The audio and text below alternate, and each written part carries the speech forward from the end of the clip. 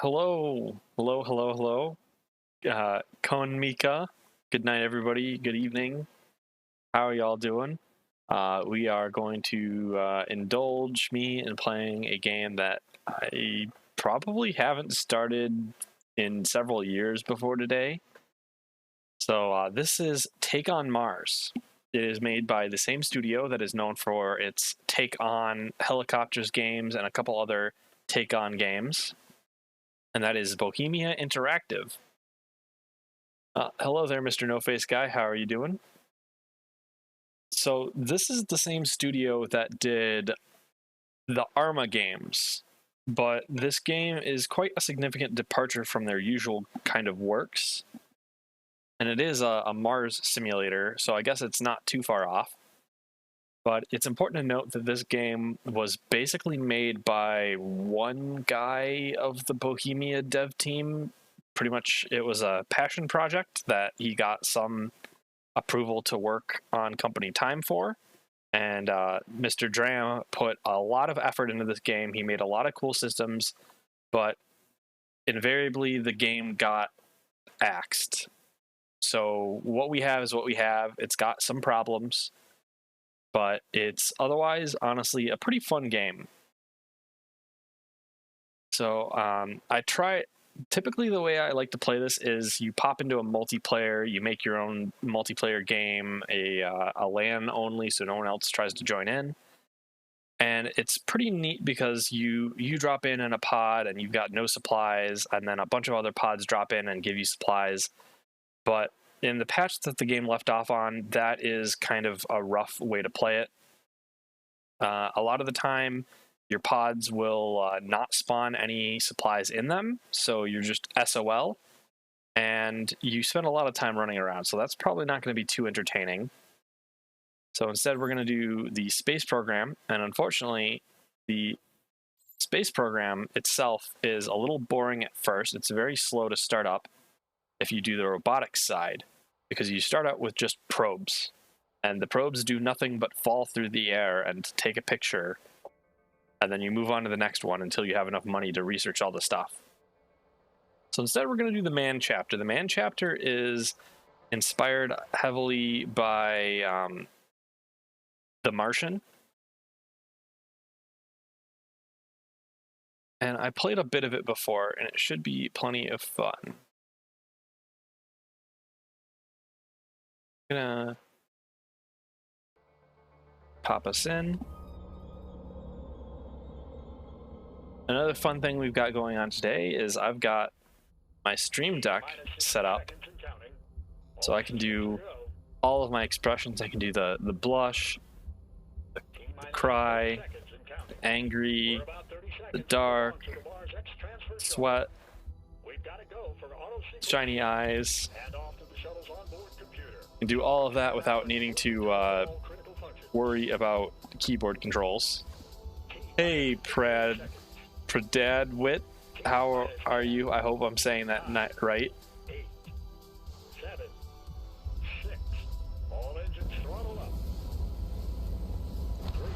You didn't mean to send that. Also, hi. Well, thank you for stopping by, chat. I hope you're doing well. Oh, also, I've got a drink. Mmm.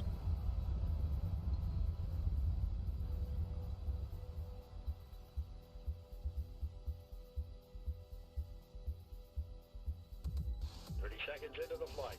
All systems nominal. Mine is totally broken after I said that. Well, good thing I almost completely forgot how I said it right already. So, oh shit, is this gonna make me dock with this thing? I seem to remember that being a requirement in the campaign, and it was exceptionally hard. Hi, Loveless. Ow. Hey, Mr. No Face, you're supposed to block those. What are you doing? Loveless, how are you doing? Did you finish your Metopia stream?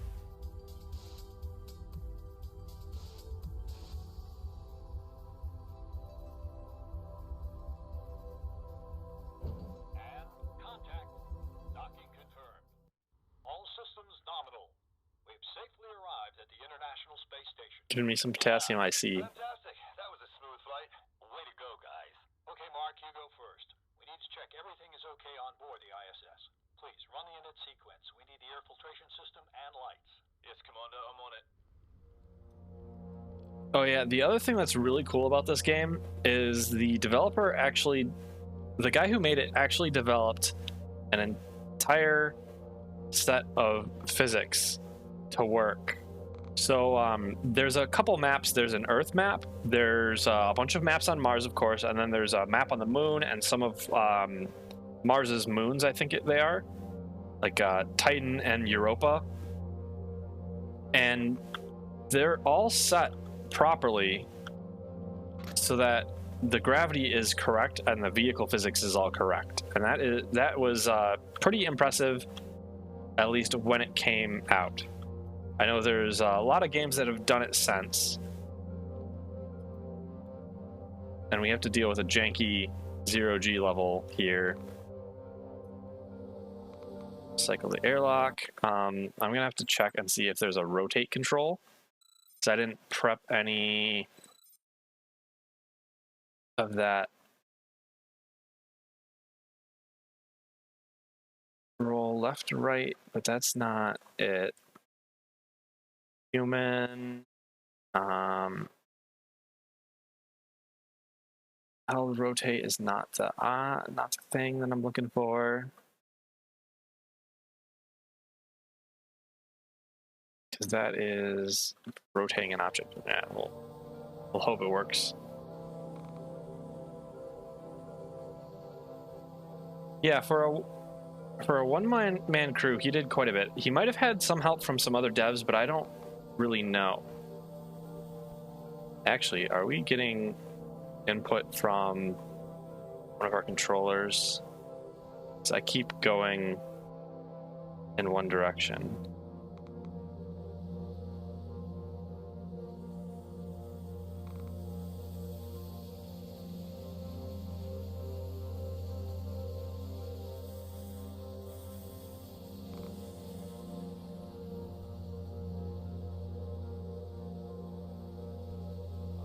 All right, airlock, come on. Is there no panel? Although we can see that we're at 33.5 kilopascals by the lower left indicator. So it should be pretty close to done.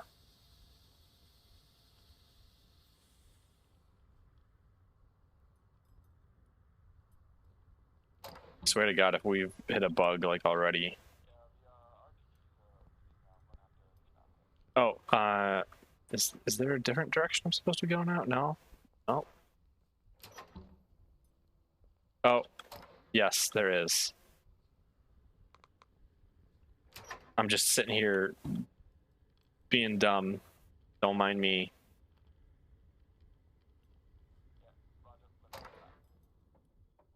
Access the ISS.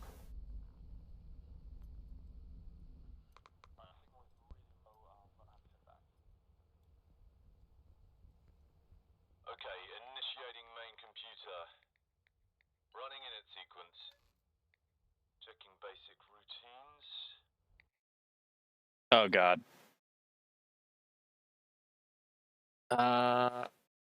And there we go. I've got bots in my chat? Does that mean I've made it? Oh man, I must be popular now. Oh guys, you're watching a popular VTuber. I've got bots now. Commander, I'm getting a warning in the atmospheric checking procedure. Just a sec. Might be a leak. Okay, we shouldn't remove our helmets for now. Possible high ratio of ammonia in the atmosphere. The issue seems to be coming from the air filtration. My first confirmed kill. Module. Copy that, Mark. All solid copy. Until further notice, keep your suit and helmet on. Rod, you think you could have a look at the atmospheric regulator system? Sure, Commander. I'm heading there now.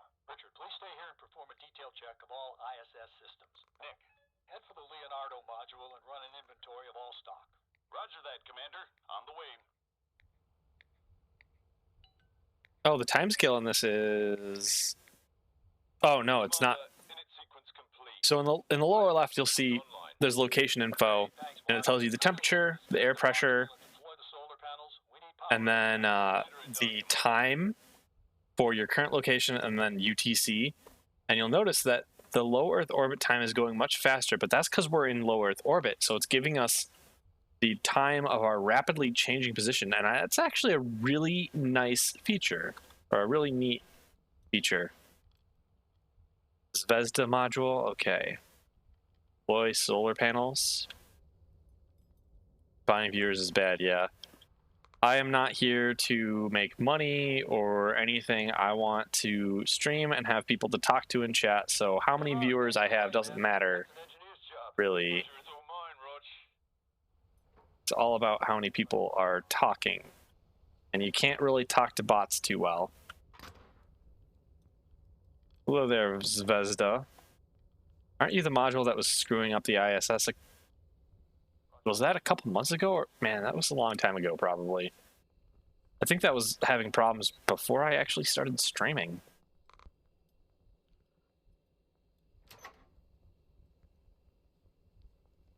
Ah, yes, that docking adapter that the Russian things use. It's kind of neat. Hello there, Zvezda thingy bobber. Thank God I don't have to like try to use the screen while half rotated 90 degrees.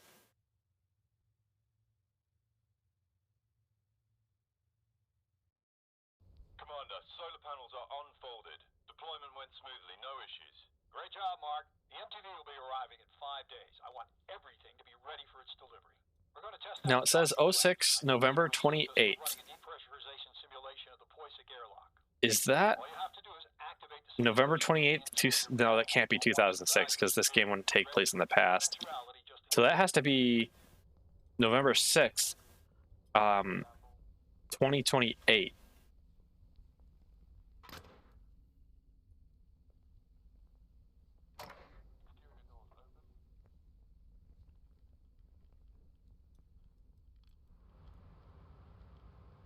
Okay, readings are nominal. Double sealing, okay. The station still seems to be running pretty well. Okay, let's start preparing for an EVA to get a better look at these clamps. This is an external hatch and I'm bumping it and it's clipping through. Oh God, it's not sealed. Something happens, depends on me. Oh, you're right. Mark, I never told you how much I'm looking forward to going to Mars with you. It's fading slowly. Yeah.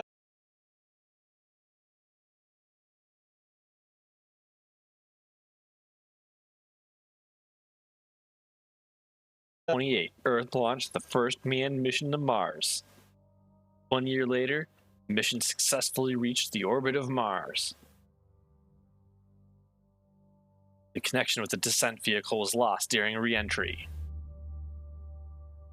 Connection could not be reestablished, just like poor Opportunity. As a result, the crew was declared missing in action.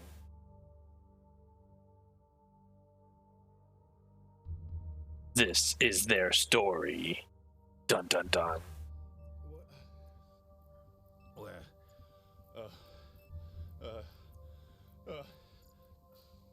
Oh. Shit. My suit.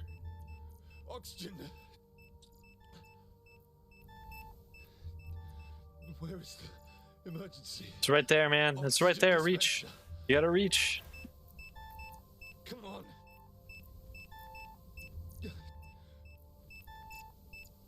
Come on. Oh. I think we crashed, guys. Hopefully I wasn't flying this ship.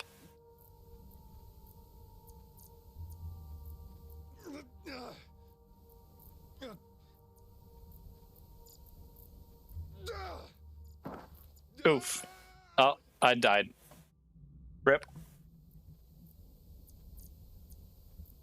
How sucky would that be if that was actually a bug that just like got introduced with some other, I don't know, Steam update or something screwy? Because there would be like no way to play this ever. What happened? Okay, we got 2 minutes. Oxygen. Shit. So we gotta find things. Find more oxygen. Otherwise, I'm screwed. All right, so we got some oxygen. That'll keep us alive a little bit. Actually, let's use that right now.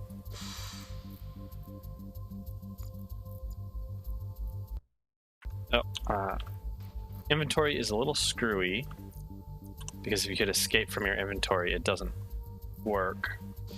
I'll refill another one. Enough oxygen, check. Now I need to patch up my suit. Looks at that clip, stares suspiciously.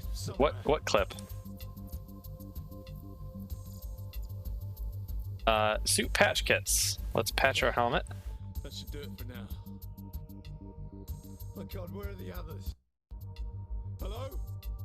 Anyone?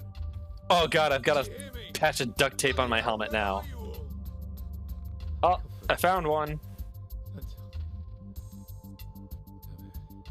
Be nightfall soon. I need shit. Oh yeah, the wrong vertical clip. Yeah. Rick, That's why I said it wasn't. I hope it wasn't me flying. He has a flare. Flares are not small items. So we gotta find shelter. Because I've played this game enough, even though I've only played the campaign once. Oh yeah, it's a pop tent. It tells me it's a pop tent. So I know what that looks like. It's a little U-shaped thingy mabob. We got water here. We'll take one water and one pack of space beef. We've got an oxygen can here. Okay, that's going to be important to have, so let's try to remember where that is. We're going to need that. Oh, I think the pop tent's right here. Oh yeah, we also have a little zoom in feature, which is neat. I think the pop tent was stored in this section. Jesus, look what's left of it. Great. Pop Good thing tent's this in fragile tent made out of I have to find the right spot to set it hopes up. and dreams. Some flat ground works. in a close area would be perfect to deploy it.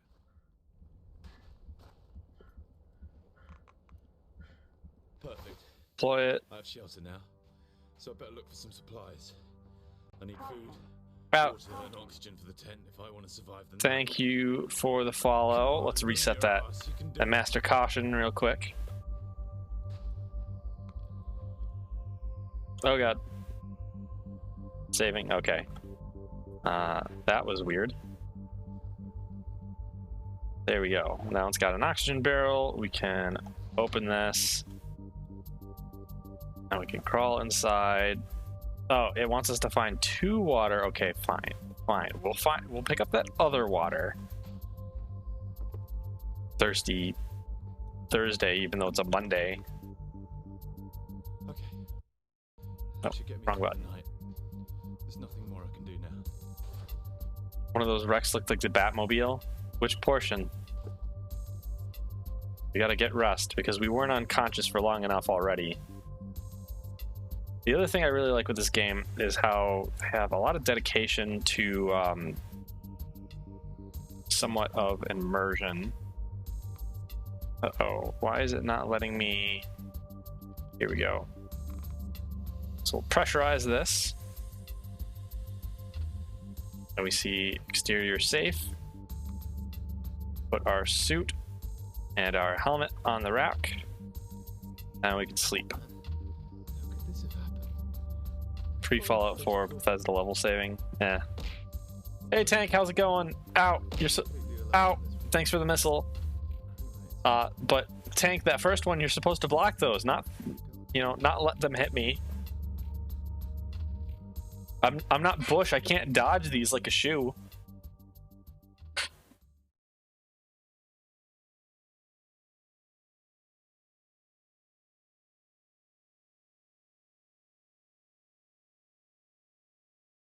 Yeah, and Fallout 4 saving doesn't make you drop items. Oh, I'm seeing network being a little dumb. The date is the 14th of July, 2026. Location Oh, Taurus. I get to relive some of my memories. Moon. Today's subject, The moon. Specimen 3B, batch 6. I can't fault the dev for doing this because he wanted to show off his stuff he did with the gravity. Copy, this is Tank, I love you too. Nick. Ow. Okay, if you're gonna keep throwing missiles, I'm gonna bring out the Sea Whiz. We'll start shooting. I was just going through the hydroponic research. Isn't anyone else available at Base Alpha? My CIWS is probably Russian. Huh? Oh yeah, we can't find you in water with the Sea Whiz. 20mm doesn't go into the water that well. I'm gonna find an EVA suit. Which EVA suit do you want me to use though? Do I get a medium or a heavy or a light? Could come in handy.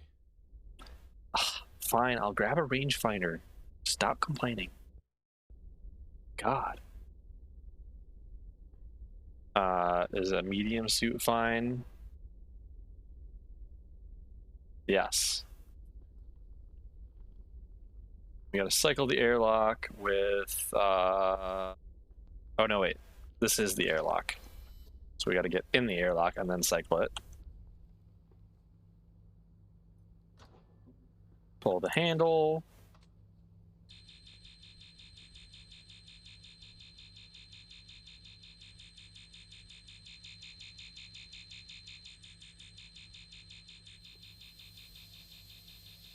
My oxygen, no. It is at 0 pascals out here. Very, very low pressure. Guys, we gotta find the buggy. I wonder where it is. Saving. Oh. But let's. Oh. Oh, I didn't realize, but my I guess my single player add-on is working in this. So normally this zoomed in view is blurry and black and white, but now it's not, which is helpful if you want to read things like this. You can see that this is methane. It's at 22 of 130. So we're kind of low on fuel for this buggy. That should be fine. Power up. See, we're at 15% fuel. I actually have my controls bound, so I can use my feet to control this because I've got my flight pedals connected. So I've got the right toe brake is gas, the left toe brake is brakes. Although you don't really need brakes in this kind of a game. I'm approaching the base. And then the rudder axis is steering, so I can like take a drink and drive around perfectly fine.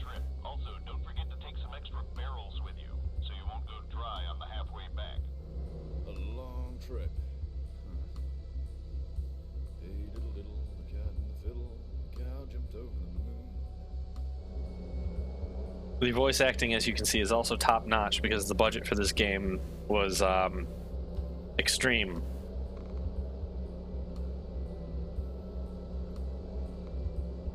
How am I supposed to get into this base? Even do you show me?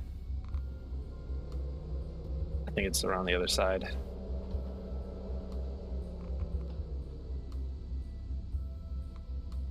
Fuel facilities over here. Okay.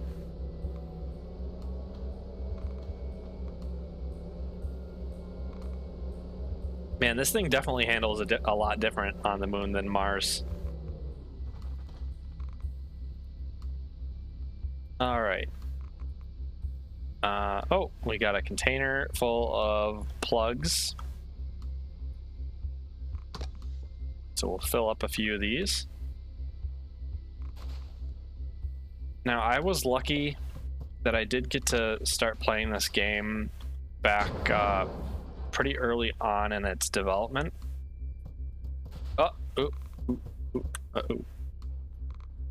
I'll mention one of the changes that they made that was a very good quality of life change once we get these all filling up.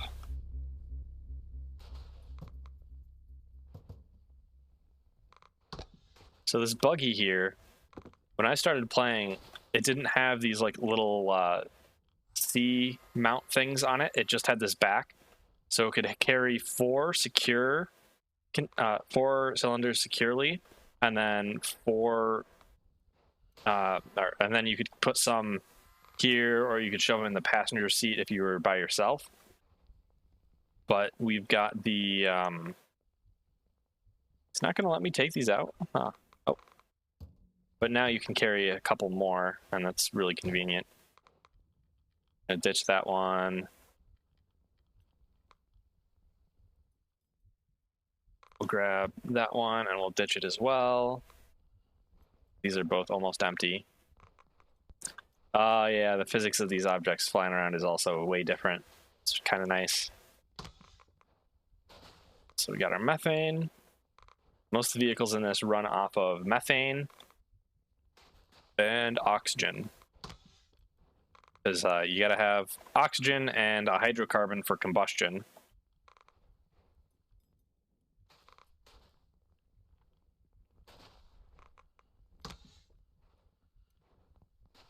And this game does tend to be a little slow when you're doing stuff because you're walking around in a spacesuit slowly. We need you to check out the supply drops that have landed in the southern quadrant of the mission area. Our relay communication tower stopped responding and we can't get any status data from the supply modules. It would be a good idea to drive around don't throw it. the tower and check it out. It's located straight south. I want you to place it. There you go. Isn't that where the mining site's been set up? That's correct. It should be on your way. When you pass by it, you'll know you're on the right track. Head south. The supply drop zone should be in the same area. Okay, I'm on my Gotta head south. Roger that. dark side.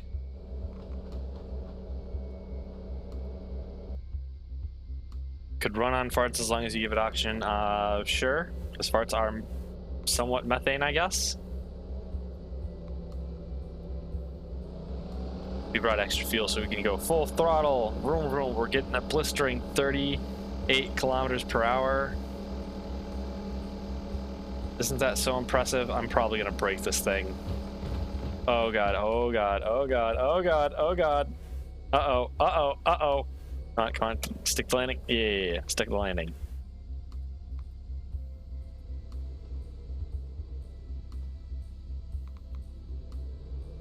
The dangers of driving too fast on the moon. Because this buggy was designed for Mars in gameplay, not moon gameplay.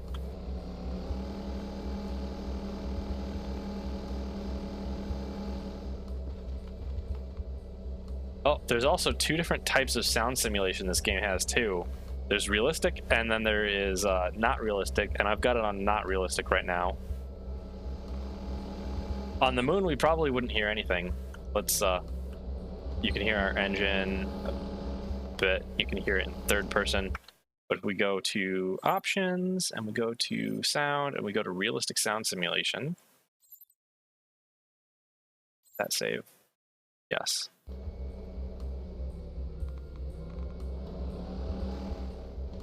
I don't really hear any difference, though. Huh. They might need to reload the level.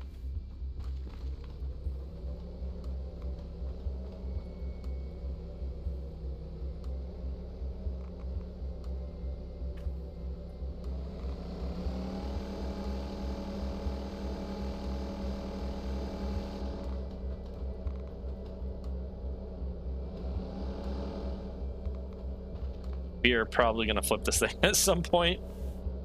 Oh, man.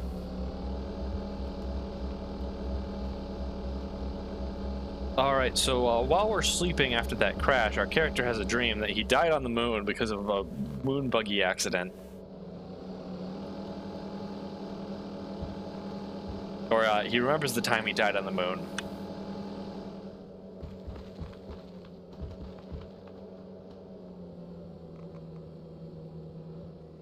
Yeah, we should hear it while driving, but we shouldn't really hear like any of it in third person. And that's what the realistic sound simulation does. Is like if you're in a vehicle and it's driving, you're gonna hear it with or without the atmosphere.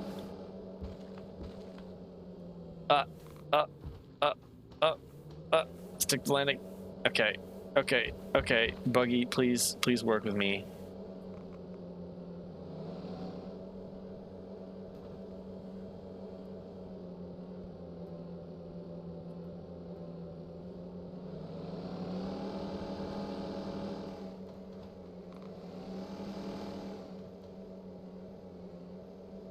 But the realistic sound simulation is really neat when you're like in an airlock, because if you've got stuff running like on your vehicle, like say your vehicle's engine's running and you're cycling in an airlock, you suddenly start hearing it a lot louder as you go.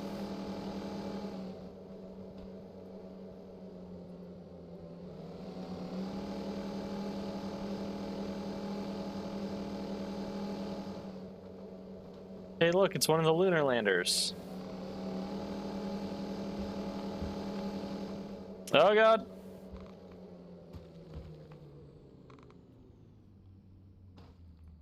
Moon physics do be like that.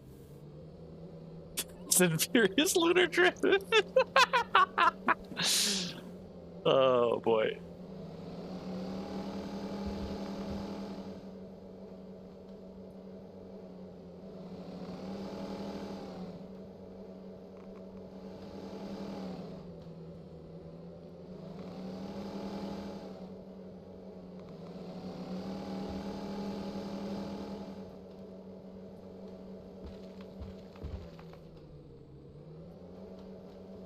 Come on, man, come on.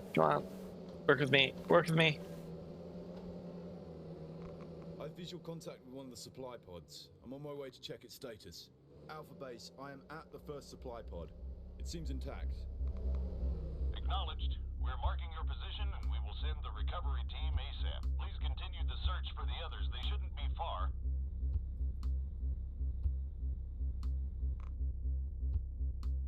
Shouldn't be far. Where are they? Oh, I see one. Third person's helping a bit here. Oh, there's the other one.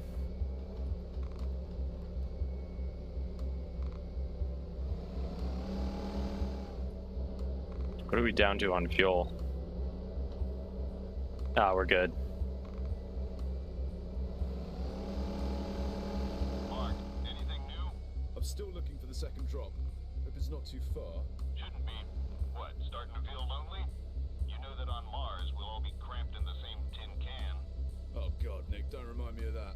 It'll be hard going for a See, lone wolf like I me. would love to do a one-way trip to Mars. However, I would need internet, Admit it. and I would need to probably be by myself and not with other people. Oh, you want a Ara?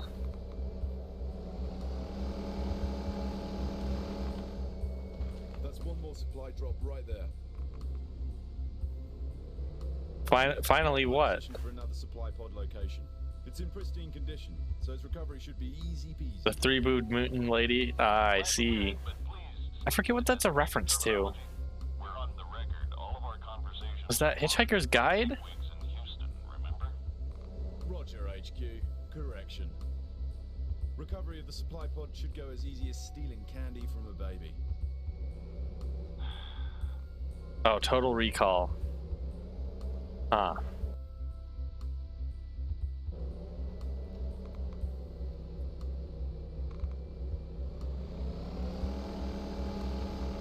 Oh, let me guess. The inflatable heat yeah, the inflatable heat shield dropped with these as well. So on Mars, these things, these supply pods are stacked between 1 and 4 in number, and they've got this inflatable heat shield at the bottom to save them in re-entry, and then they've got retro thrusters.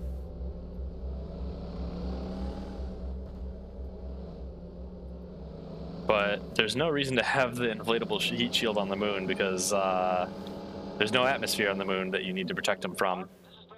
How are things going? Hello there, Commander. Just one pod remaining. So far, so good. Good. Continue like that. Careful outside. I need all my crew for the Red Planet. Unless we make learn Nothing would stop to me use from quantum getting there. entanglement communication. Yeah, you'd have minutes of As soon as I ping. find the last drop. Well, you wouldn't need gaming. I just want to be able to like download new games or talk with people. And what is it? Earth to Mars is, I think, 8 minutes of latency? Or 20? One of those two.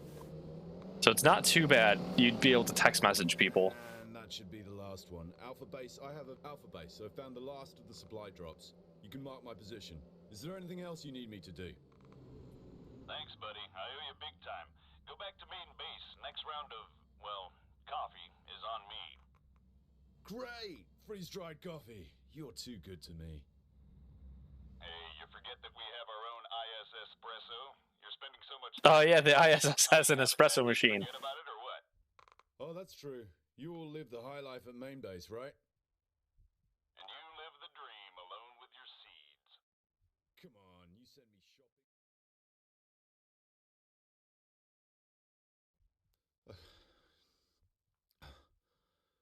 Now I'm having dreams of my training on the moon, when all my crewmates are still... Chat members, how many of you would accept a one-way ticket to Mars if it was offered? Compared to this mess. If it was like a, for sure, you know your mission would succeed. Okay. There's no time for whining. Apparently most of the descent vehicle was destroyed during the crash.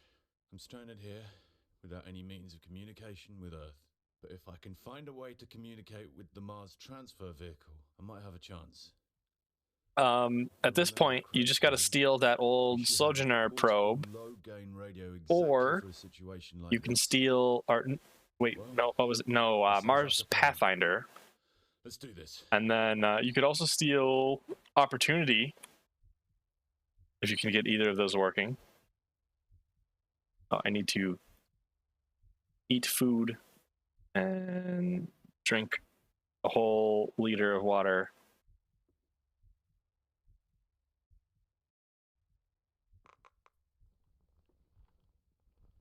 Unless you get quantum entanglement, internet, and a girlfriend, you'll stay on Earth. Okay. If you've got a one-way trip ticket to Mars, you probably have an assigned girlfriend. Just saying. The fire's extinguished. I should be able to search the rest of the debris there. First thing to do is to find that radio. I also have to get my hands on the data stick. It contains all the emergency procedures and data I desperately need. If I remember correctly, the commander must have it. We must find the commander's stick. His data stick. Oh, there's a dead person.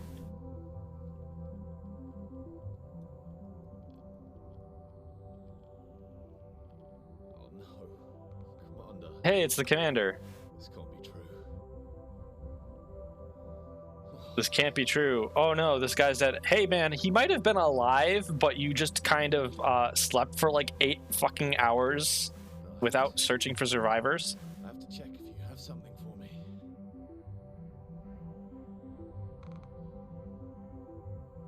There. You hope if a cat V2 replaces, they can scavenge curiosity. Huh? Oh, curiosity killed the cat, yeah. I see. Pardon me. I'll have to borrow this. Okay, so let's see. We've got oxygen containers and a bunch of It's too late. oxygen here. I wonder if we I can. swear I tried. I tried to find you. You swear you tried? No, you didn't even try it. You found one dead person and then said, "I gotta sleep." Without data pad to extract the data. Okay, let's move on. Let's see what's in here. Water. Oh. Let's try to stack stuff up because I know we're gonna need to come back for supplies later.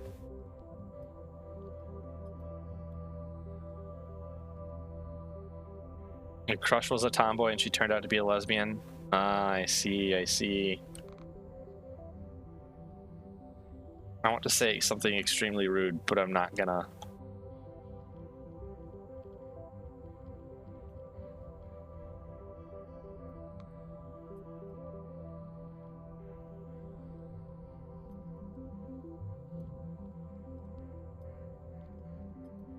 Hey, supply pods.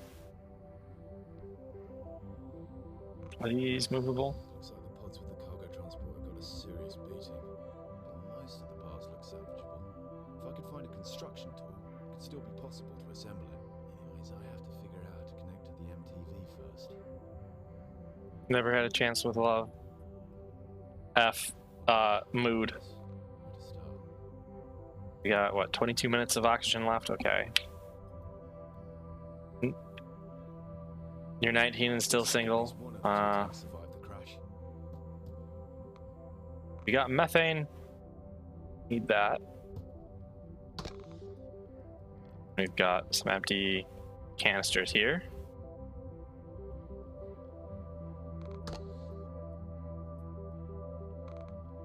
So methane is a really attractive fuel source for Mars stuff because, ooh, what's this? You can get methane by combining carbon dioxide and water, or no, carbon dioxide and hydrogen, and as a result you get water and methane.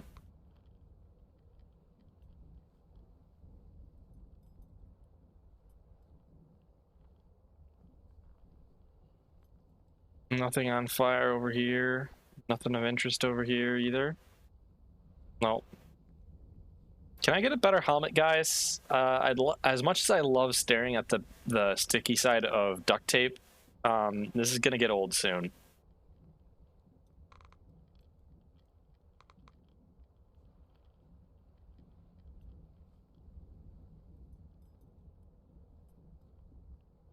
Beans plus human. What?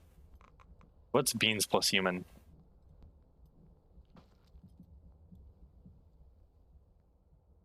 Now we got more water.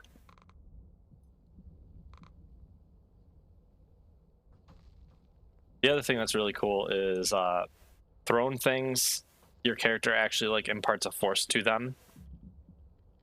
So depending on how heavy they are, your character can only throw it so far. Beans don't need oxygen.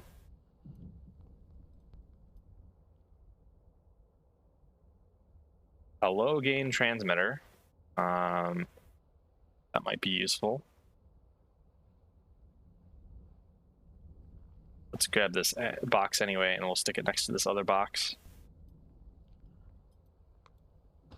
Because we're going to get our space pickup truck, and we're going to collect all of our garbage.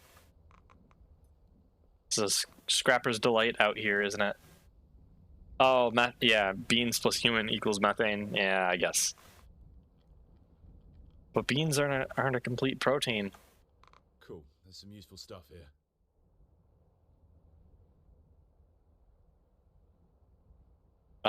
We can put that there. We can grab the data pad. The data from the data stick. We can drop that here, and then we can put hopefully the oxygen thing, yeah, in medium, and then we can take the construction tool.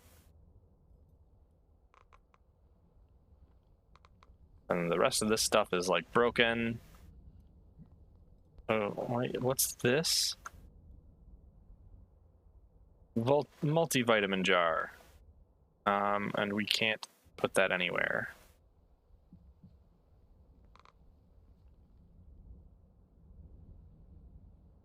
We can put this in the container. Oh, there's a whole bunch of stuff on the ground near us. It shows you up here. We're gonna need an empty. Oh yeah, I guess it's right there. So we're gonna need an empty container to put these in.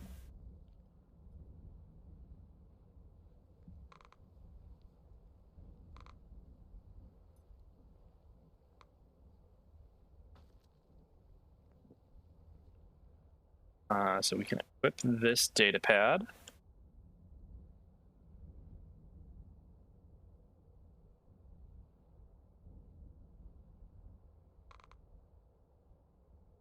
Let me take a selfie.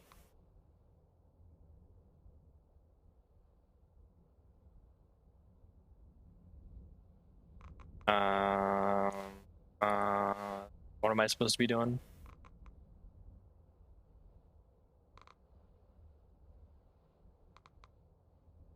Interesting. According to the mission map, there should be 3 supply drops already landed in the area.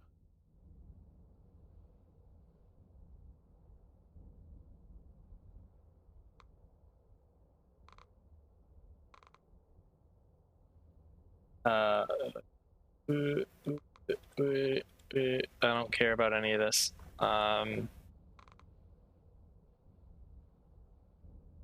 can I use the data stick on this?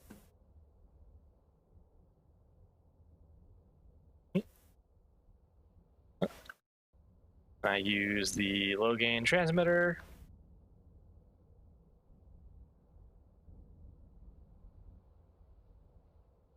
Get the emergency code. Download the data stick to the data pad.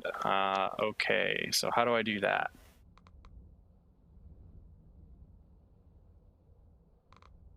An iPod Pro on Mars. Even Mars starts from Apple, yeah. Okay, how do I download the data stick?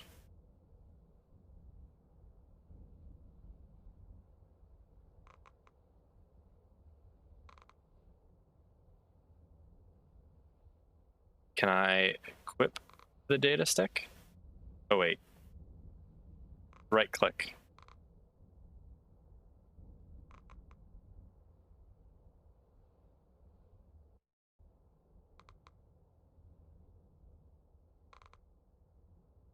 There we go.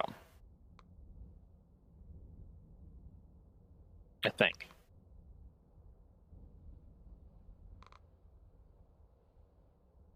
Emergency procedures. Don't care about any of that. This is what I was looking for. 33618. With this Somebody code, put I that in should be able chat to for me. connect with the Mars transfer vehicle.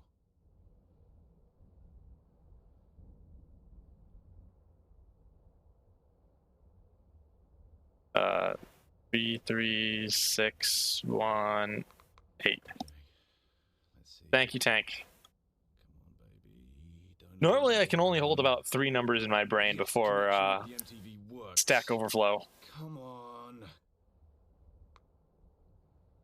Damn, looks like the long-range relay antenna is busted. There's no connection to Earth.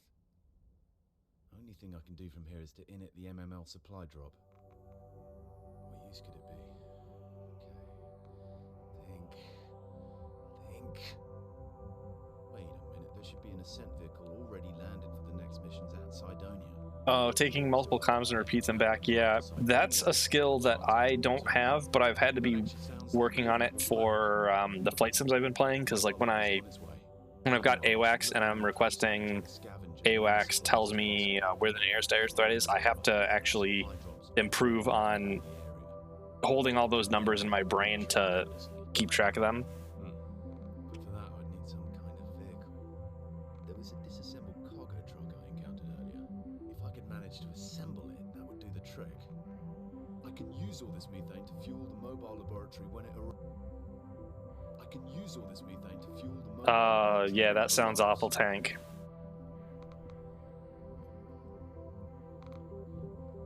All right, we got to build ourselves our space truck.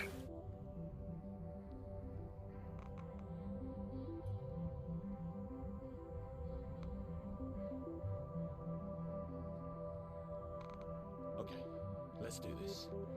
Beware, cargo truck. I'm a DIY enthusiast. I forgot about that line. I guess you have to be a DIY enthusiast to be in NASA.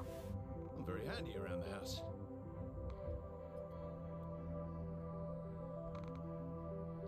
All right. This truck is now my wife for the next... Ouch. Thanks for the missile. It's now my wife for the next couple hours.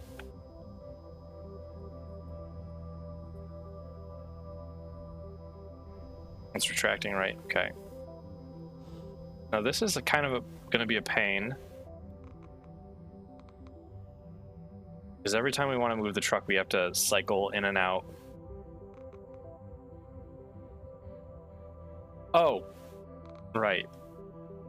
We don't have any oxygen in the truck. We got to get oxygen for the truck first. We also need methane for the truck. Let's grab the methane first, because I know that's right over here.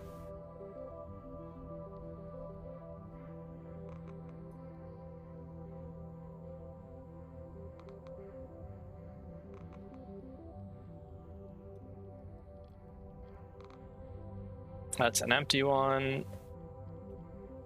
Methane is always really hard to tell in this because it's the same kind of dark color as the empty containers have.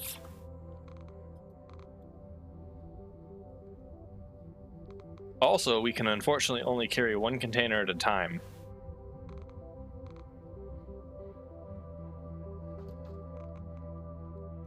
There we go. Got methane. Now we need oxygen. Subnautica, but in space? I guess kind of. It's a bit more on the rails than that.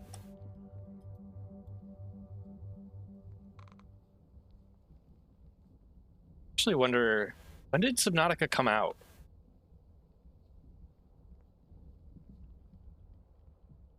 I wonder if we can just carry this whole thing. No, it's too heavy. Take on Mars is your favorite Aha song? What? Who's that?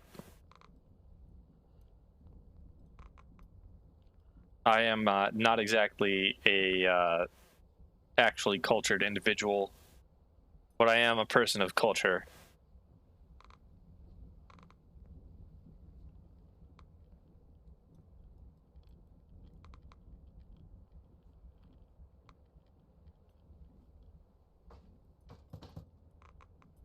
So the cargo truck is ready.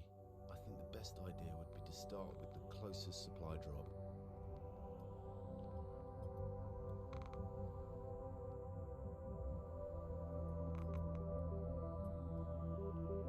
We're supposed to drive to the landing zone. But what if I said no?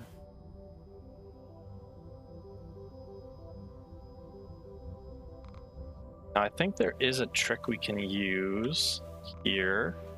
I'm going to refill my suit first. This also might be an awful idea.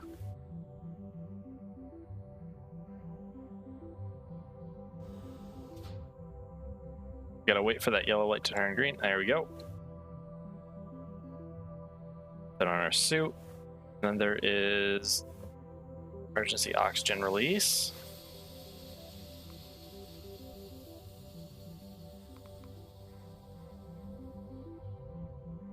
Can open the airlock, then we can have all the doors open at once. And that lets us get away with loading things a bit faster by ignoring our safety protocols.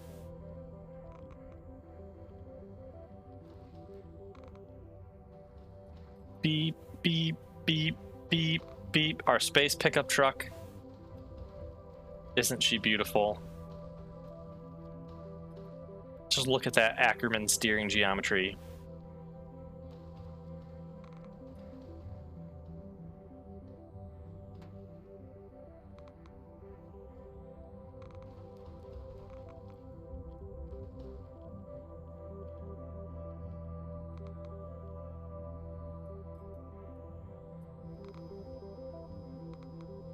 Open the stairs, and we'll grab these supplies.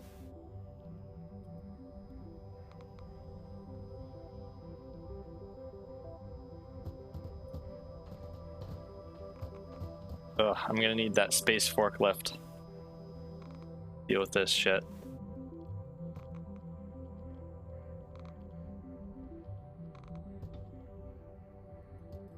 Actually, maybe I should just go the supply drop first.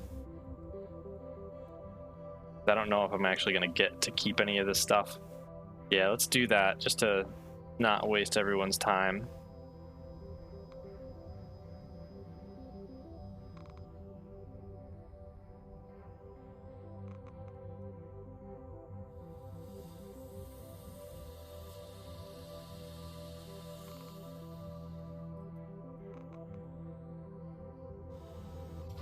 Okay, good. And everything got restored as it was supposed to.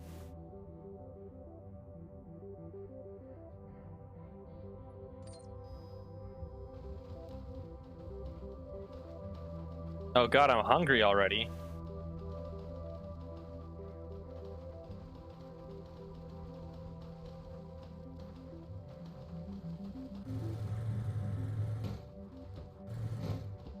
Okay, I think the sound sim is working actually right now. Because right now, we're outside the vehicle with this camera's perspective, so we're hearing what the camera would hear at the camera's distance. But when we go inside, we hear the truck.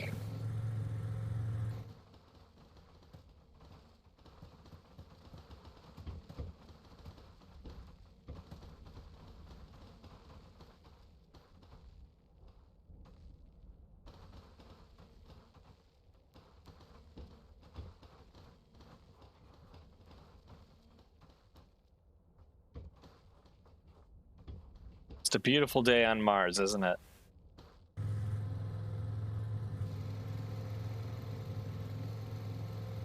Can I take that helmet back?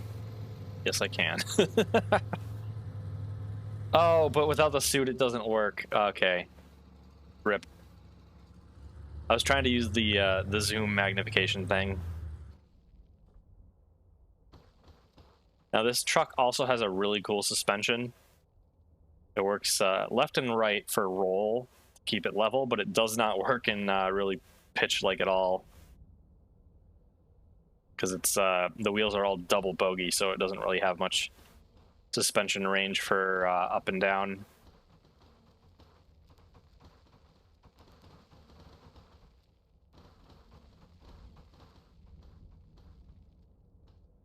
Okay, I've reached the approximate location of the first supply drop. Now I just have to find. I wonder where it is.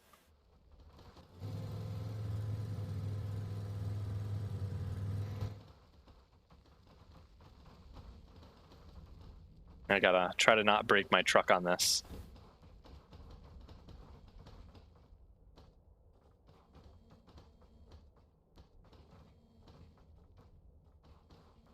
Sure, I am the right distance away for the stairs to work. Go to controls, and we can open the left stairs and then get out. Grab our space suit. Cycle our airlock.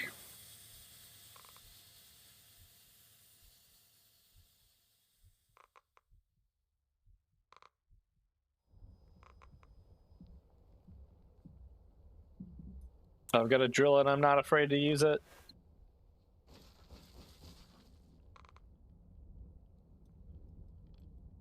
Why do I need to deploy this shit? Why are you making me do things?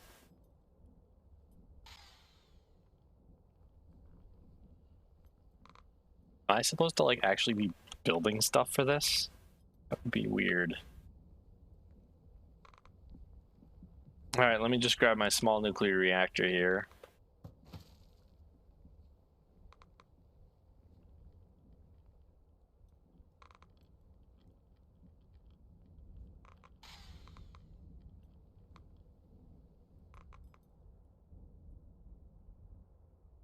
You gotta start it too. Ah, oh, you're so needy.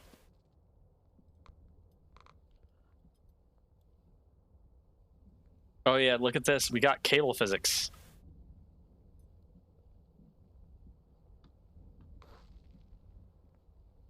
Big cables. Oh, you're out? It's 5 a.m. and you haven't slept at all? Yeah, sleep is important. Have a good night. Thanks for stopping by.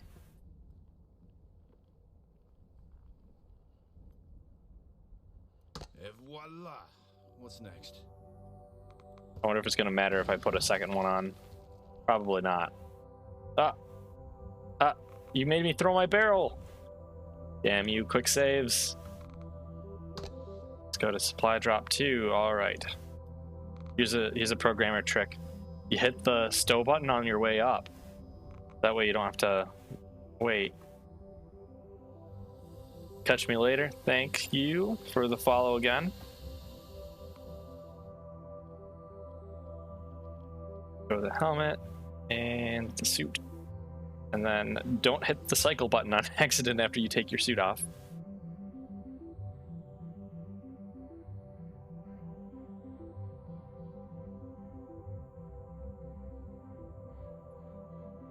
Head to supply drop 2. Okay, where is supply drop 2? Over there.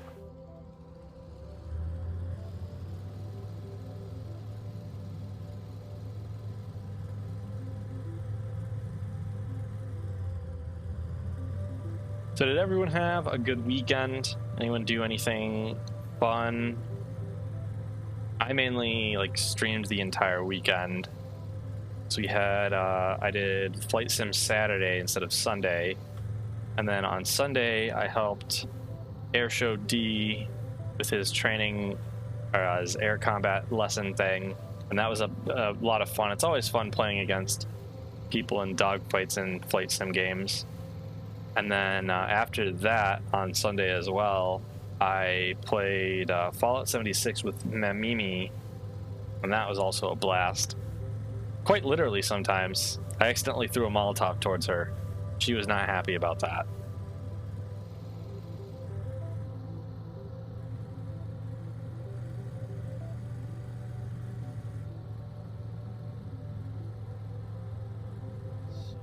Second supply drop should be nearby.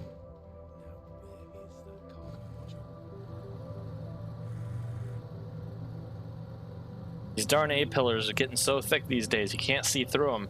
Look at that. It hides an entire supply module behind it.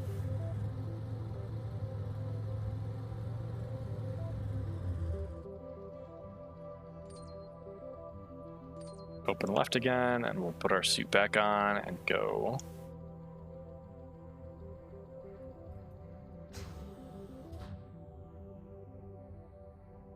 Oh, I didn't hit cycle, that's right.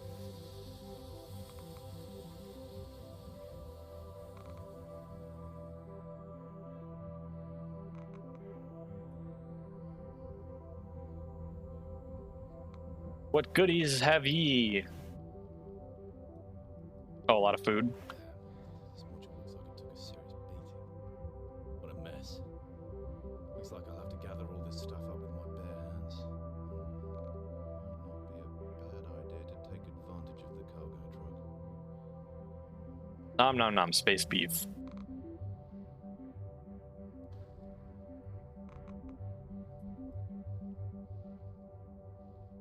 Hey, we got a better suit.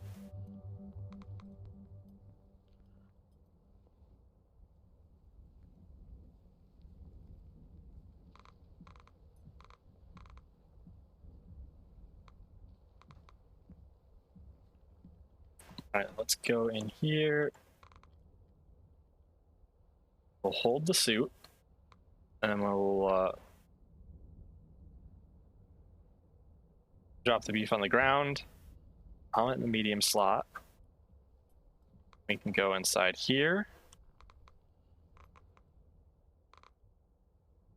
Cycle the airlock. We can put the suit on the charger. Make sure it's charged up. It is. And we can put our old suit on the other charger. Grab the new suit. Cycle again, and we're no longer looking through duct tape. Yes! I count that as a win.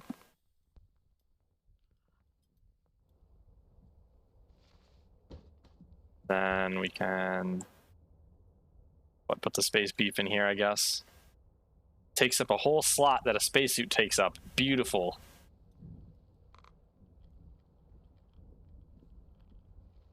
Do you have any water? Yes. Let's drink a liter of water.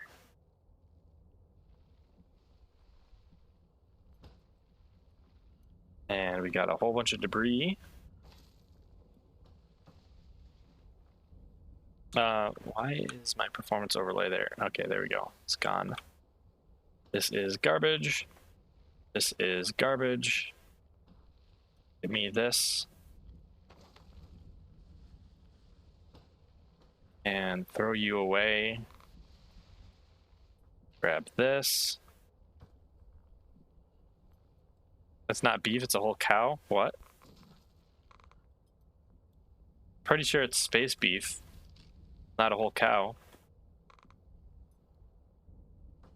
One thing. Two thing. Three thing. Four thing. Ah. Come on, step up, undo it.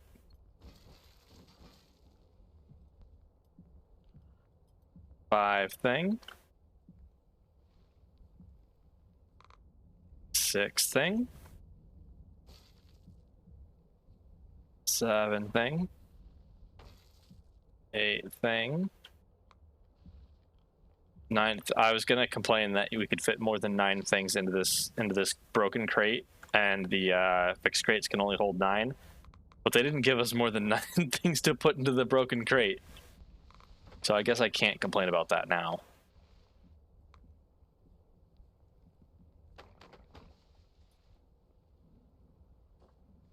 Space it takes, it better be a whole cow worth of beef. Ah, I see. Yeah, it should. It's just it can fit in any slot, but they did discrete like slots instead of well, they did small, medium, and large slots instead of doing something like things taking multiple slots. I think multiple slots would have been a lot nicer. It wouldn't be a huge pain in the ass to, well, you'd be able to much more diversely carry your inventory of things. It would also be nice if you could carry these cylinders in your inventory, because carrying 1 cylinder at a time between 2 objects is a massive pain. But I can wish all I want, and it's never going to change anything, because this game is probably never going to get another patch in its life, or in my life, rather. This game's life is over, pretty much. Although, I suppose it could always get the Falcon 4 treatment, and the source code could leak, and then modders could keep it alive, but I don't think it has enough of a modder community to do anything for it.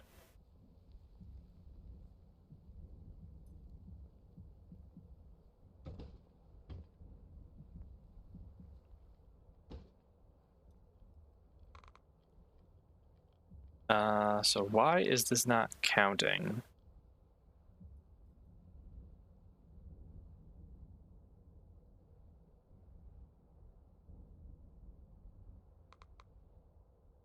Boxes. Oh, okay. So that has to be in boxes near the pop tent. Okay.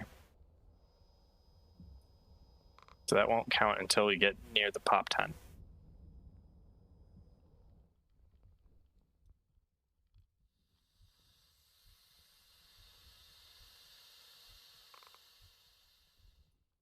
So now we've got an hour and 14 minutes on this spacesuit, so we can just stay in the suit while we're driving.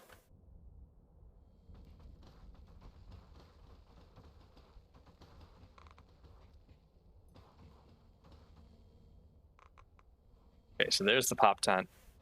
Just got to drive back to it. Music's a little annoying that it keeps cutting out, so we're gonna... I alt-tabbed, sorry, it's gonna pause. Let's put on... and song.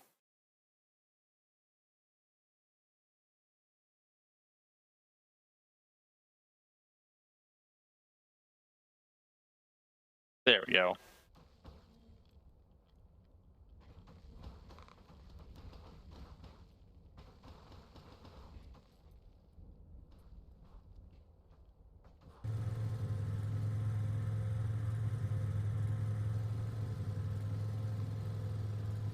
Oh, we're at Lyot crater. I forget which crater that is.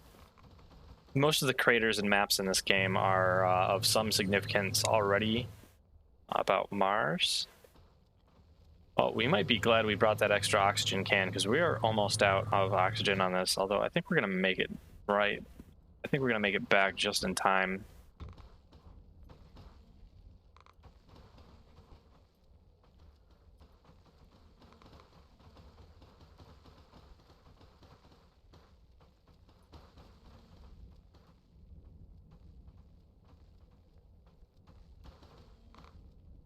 Wait, where's supply drop 3? It's there? Okay.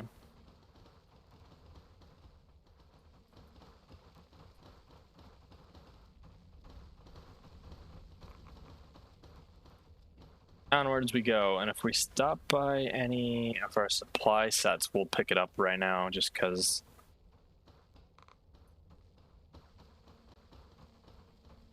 Like that one right there, we'll pick that up.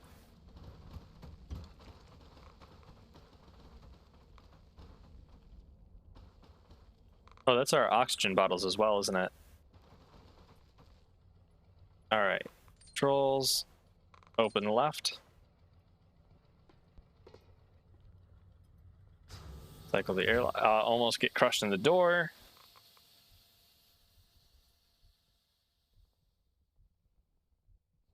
Open the door.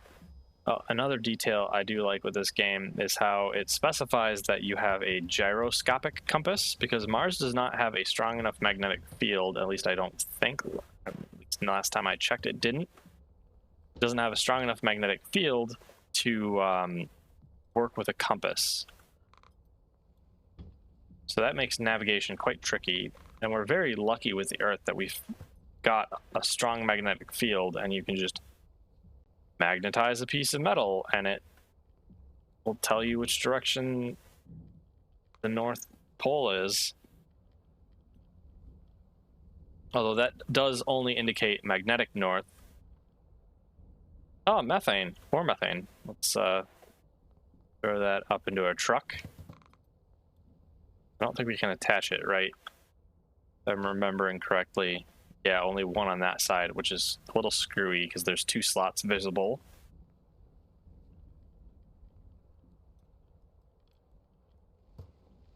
Solar event arriving in 4 minutes. Uh-oh. I'm gonna get irradiated.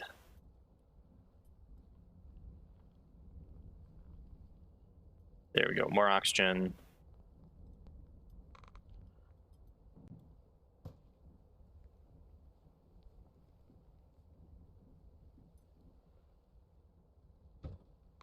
Take all the oxygen we can get.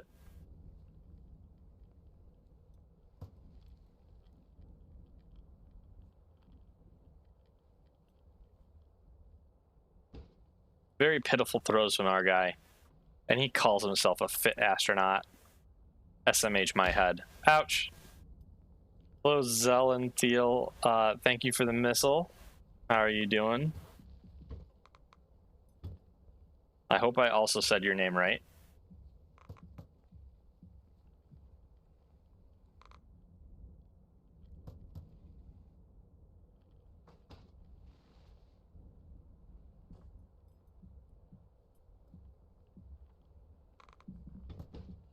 This is the downside of this truck. All of these barrels always end up like right in front of your airlock.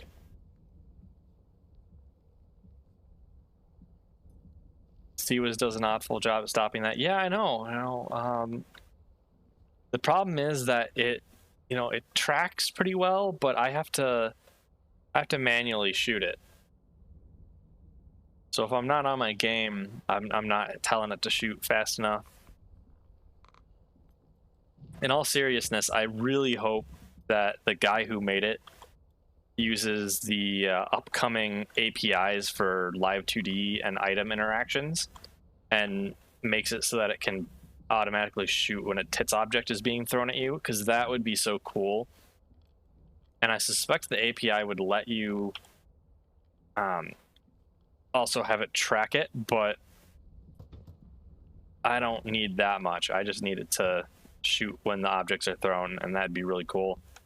There's also probably another way I could do it that I have an idea with, which is I could make it so that when I do a Twitch redeem for that, it hits a keybind, because I believe that is possible.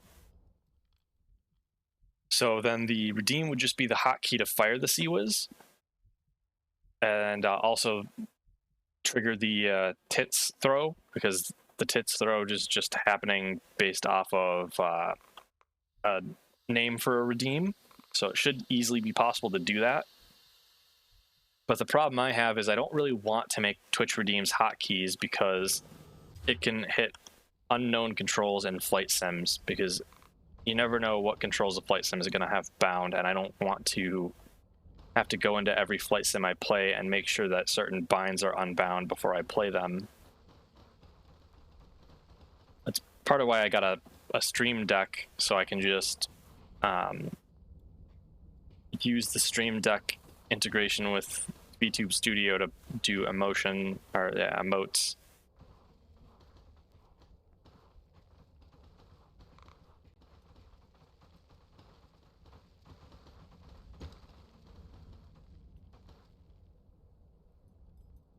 What you do is if you don't use your number pad or have a side keypad, you set them to F13, F whatever, and it'll be keys you don't normally have. Interesting. So that doesn't work if you have a number pad, though. Or if you don't, it doesn't work if you use your number pad, because my number pad is most certainly bound in multiple flight sims. In fact, the keybind that I have been using up to now to mute myself in OBS, the /, or is that the / on the numpad, that is my drift cutoff switch for the F-16. So if I hit that, it swaps it out to be, it swaps the wind drift calculation HUD off and on. Thankfully, since it's a bind that it's not like anything super critical, so if it's off for a couple seconds, it doesn't kill me. And I toggle it back on once I unmute, so it's not too big of a problem. Guitar Hero controller. You say that, Tank, but I wanted to do something really stupid, and if I was going to get into an MMO, I would want to do a really dumb stream where I try to play an MMO entirely with flight sim controls. Should be somewhere here. Come on, where are you? Oh, am I actually protected from radiation in this thing? Yes, maybe. That's useful. I could just take my suit off and then I wouldn't get a warning, so I wouldn't care. Where is your door? Oh, it's right there. Okay.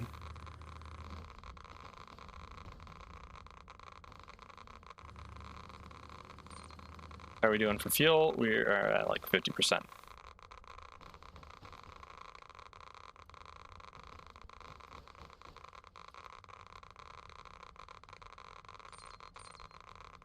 Open left.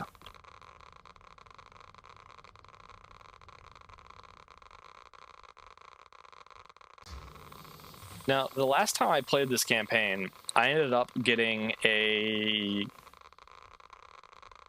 my game hard locked in a bit of a way. Oh, there's that pesky thing doing that. Because you get the mobile science lab at one point, and I'll show you guys that because we should be getting it soon enough. But the only way to get into and out of the thing is with the rear tail ramp. And at some point, I managed to get it where the tail ramp was down, and I smacked into it or something, and I broke the ramp off. So I could no longer get inside of the damn thing, because you can't get inside unless the airlock cycles. Now, this vehicle has a little bit of a way around that, where if you are in the driver's seat, you can get out if there's a problem. But if you, if you break something right on the MML, it just does not, it's not going to work. Set up the refinery. Oh, you're going to make me drag this all the way over to where I set up the other one. That is rude. That is rude as all hell. I don't want to do work, man. I'm an astronaut. We're not supposed to do work, right? Chris Hadfield, if you're watching, I'm sorry. I don't mean that.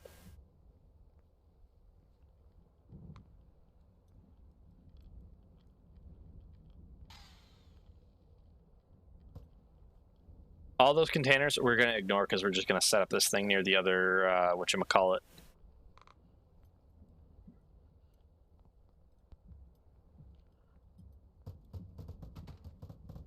Stick this here and hope it stays in. Map. Hello there, Mr. Map. I see you are extraordinarily helpful here.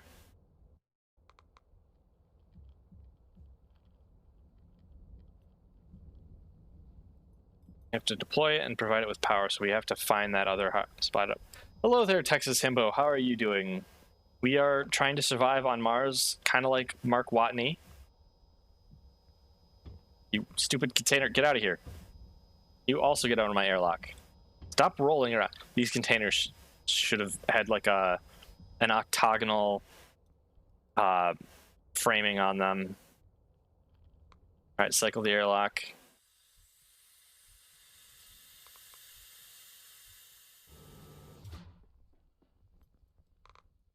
Actually, let's do this trick again because we've got plenty of oxygen.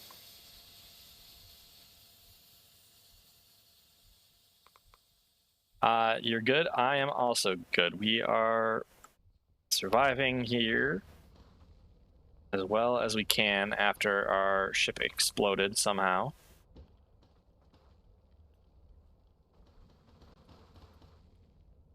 Look at this. Perfect 3-point turn. Not even hitting the curb. Not about to hit any other vehicles. I'm a master driver here. Okay, so can we see... There is smoke between us and that supply drop. I'm trying to remember where the hell the other supply drop was that we went to, because now we need stuff from that again.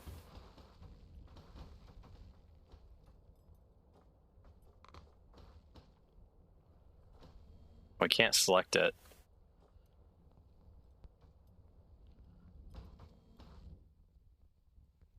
Smoke's not in the way. I can see the door, but I don't see anything else.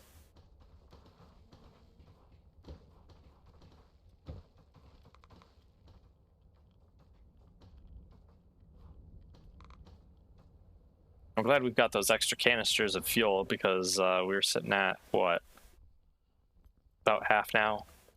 These vehicles do not have that long of a range.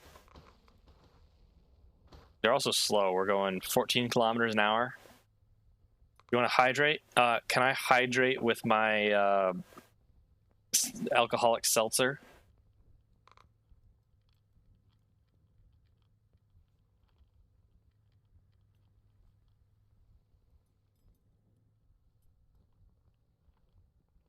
All right, sounds good. Cheers.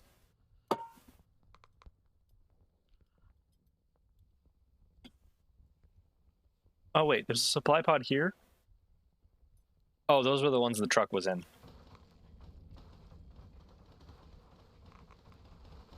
Take care of yourself. You tell me as I drink my alcohol.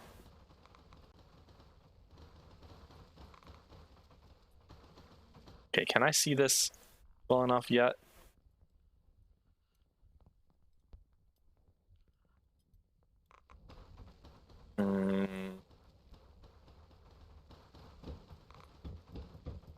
Responsible drinking is still responsible. Is it responsible drinking if I have a couple drinks every night? Or at least, sorry, I don't drink every night, just most nights.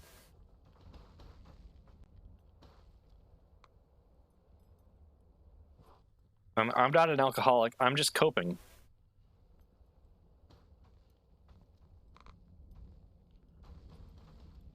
This is gonna be a pain pecco moment if we have to go to the other supply drop and not this one. The sad thing about the zoom in is that the zoom in does not increase your render distance. So if those machines are there and we're just not rendering them, it is unfortunate. I sound European, it's part of your culture. Hey, I take offense to that. I am an American, and we have such a culture of alcoholism that at one point our country tried to ban alcohol.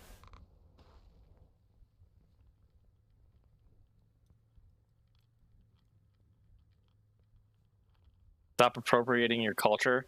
But appropriating other cultures is like the most American thing ever. That and being offended for other cultures.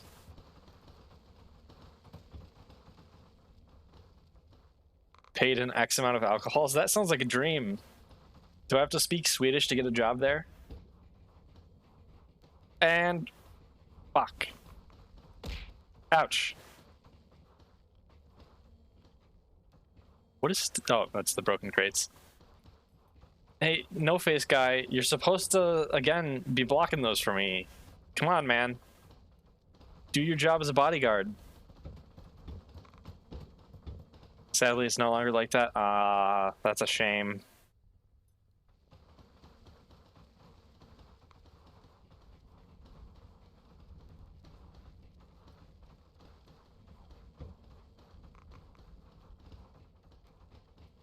Okay, so this store oxygen thing, what is it pointing me to? Is it actually pointing me to the other airdrop? Yes, it is. Okay. Now I feel dumb.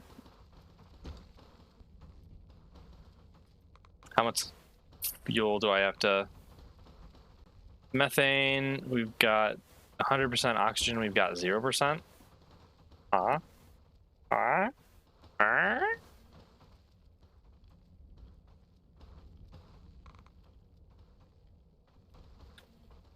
So, would you guys say that this is more or less exciting than American or European Truck Sim?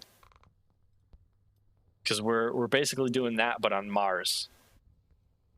And there's also no roads or anybody to run into.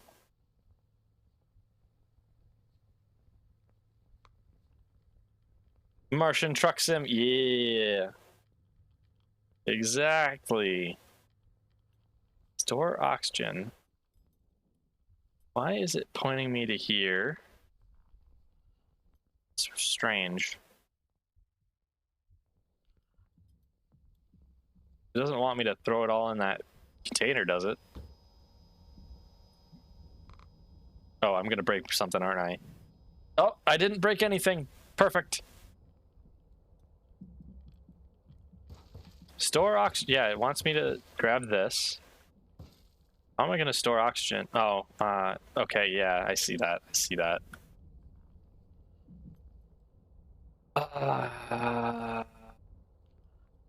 But how am I gonna get oxygen from... I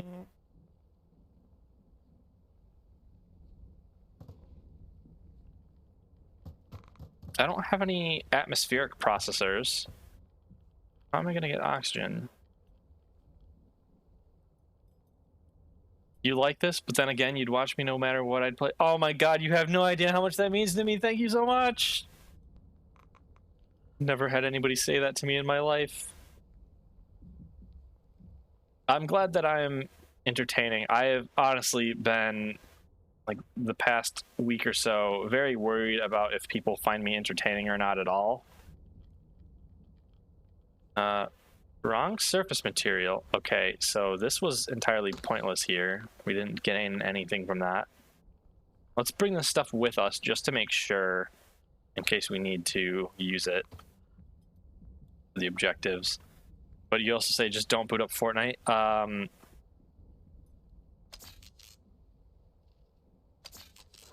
I can't boot up 2 weeks. Hey, Matcha, how are you doing? Okay, rather than grabbing that cable, maybe we'll just grab the spool, because cable physics are a little wonky in this. Climb up the stairs, come on. And I think we're going to want to put this like this, and then drop it. He could play Fortnite with you. I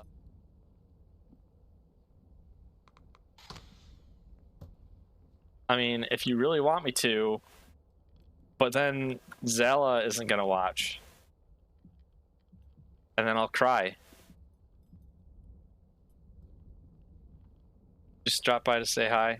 You're gonna go head back to bed? Were you, did you wake up in like the middle of the night? But thank you also for stopping by. You might still watch. I am honestly not a huge fan of PvP games, but I am warming up to them with the idea of playing PvP with friends against other people. So I could be talked into that. I'm also not particularly great at the twitchy shooters. I'm also not good at the slow shooters, so there's that. Okay, is there anywhere I can stick this? Just excuse me while I manhandle this nuclear reactor. Tank, you work with nuclear reactors. Am I doing this right?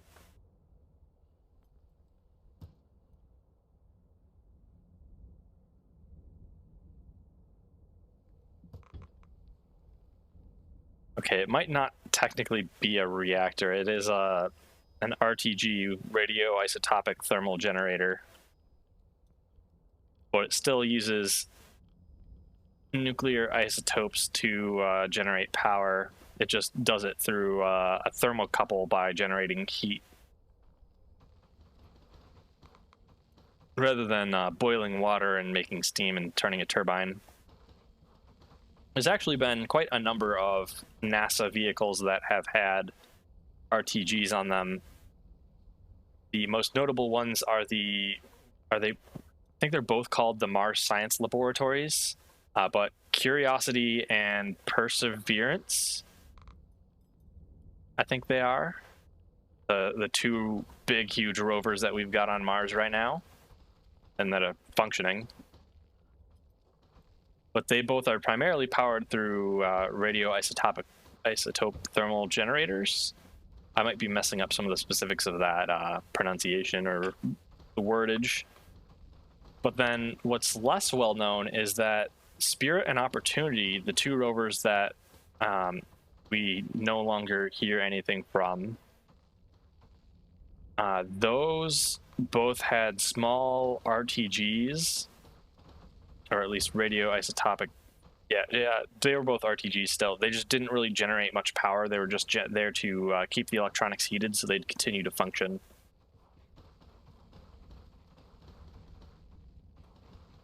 So one of the dangers with Mars is if you have an electronic device like a rover and it runs out of power, and it gets cold, it stops. Like it gets so cold that everything stops working, and you can't get it started back up again because the batteries are too cold to get charged. It's quite a shame that we lost Opportunity.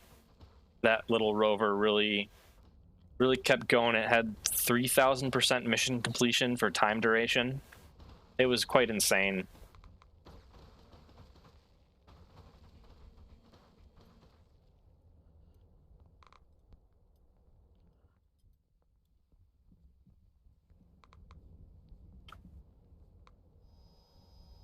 All right, you get out of here. And we can't throw it very far because it's really heavy. You get out here. Why is the frickin' radioisotopic generator lighter than the sand sifter? Bleh.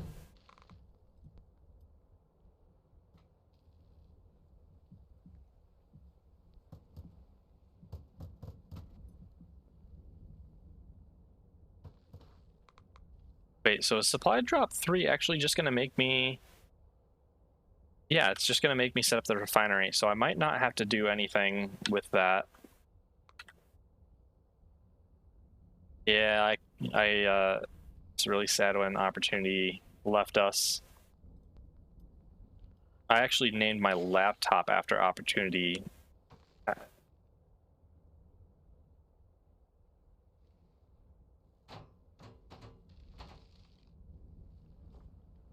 It's so weird though that Spirit.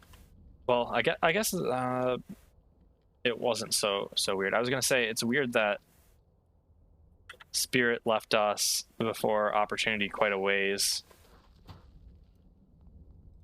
But I guess it makes sense because Spirit, if I'm remembering correctly, actually got stuck. And it's because it got stuck and it couldn't position its panels before the Martian winter. The Spirit and Opportunity, they had to position themselves on at a certain angle, basically, to prepare for the Martian winters.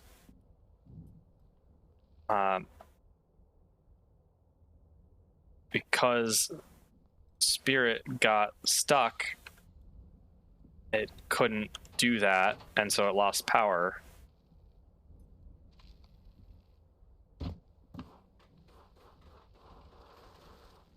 Is this the right plug? I'm in night vision now, so I can't tell. Yes, this is the right plug. Everything is green. Oh man, one of these days I'll have to get night vision, but night vision is so expensive. I actually do have a Gen 1 or 2 night vision monocular, and it is such hot garbage that it is worthless. Honestly, it's about kind of like this. Because like if you look at this night vision, if you look at, okay, we can see the landscape a little bit, and then you put it on and you can't see like anything, but then you put your light on and you can actually see. That's kind of how the night vision monocular is that I have.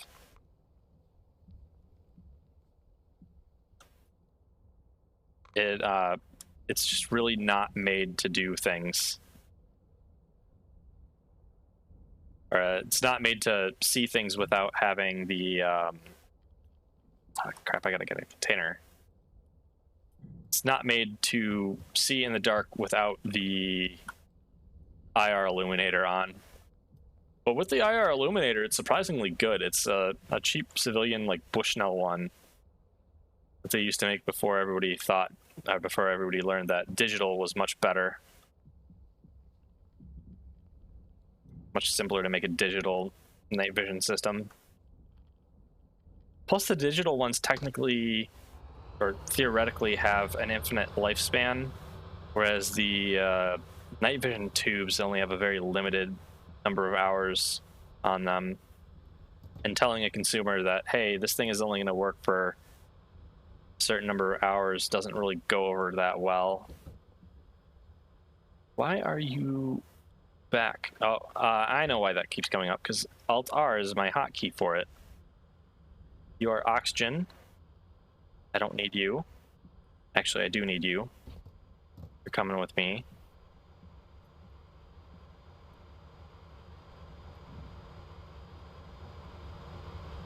You're gonna go in here.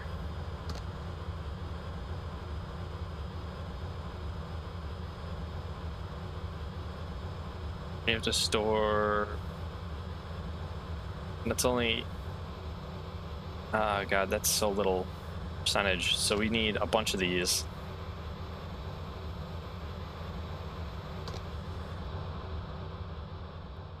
And it's now night.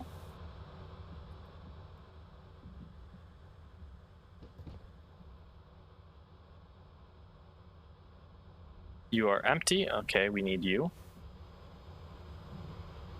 I'm probably going to like immediately regret not having picked up all those containers, all these canisters, because we're going to need them for reactions, aren't we?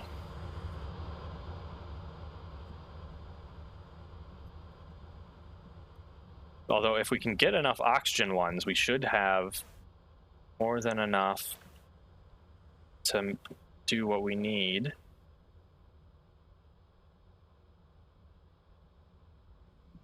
Another oxygen one. I wonder if we can pass time in the pop tent. Let's give that a shot.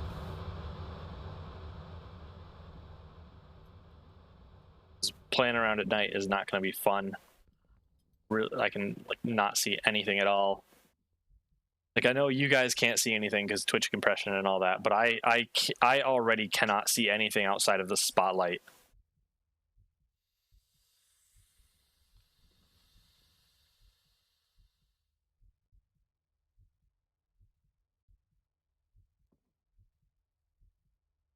Z.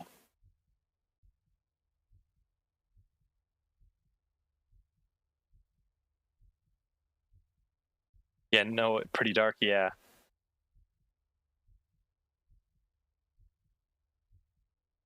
Is this gonna time skip? It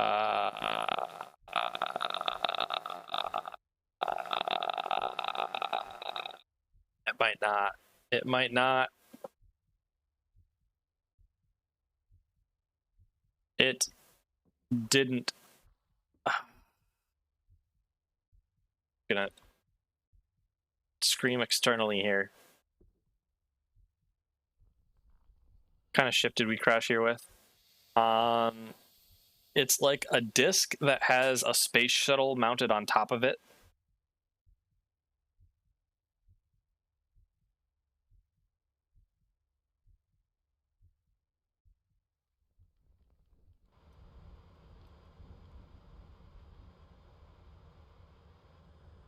Okay, this is completely useful. This is completely useful.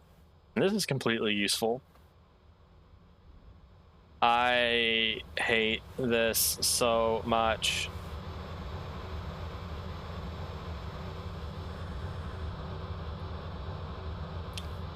Refuse to go somewhere without guns? Who knows? Well, we went to the moon without guns. It's only the Russians that brought guns into space because of the potential risk with landing the Soyuz capsule in the middle of nowhere.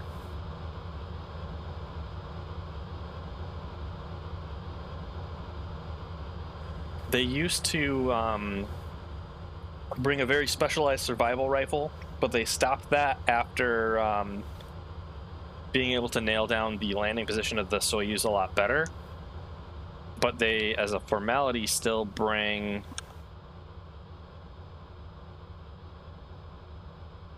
Okay, so see, that's the problem with the night vision. It definitely has the brightness setting to see things, but it just decides not to. I don't get it.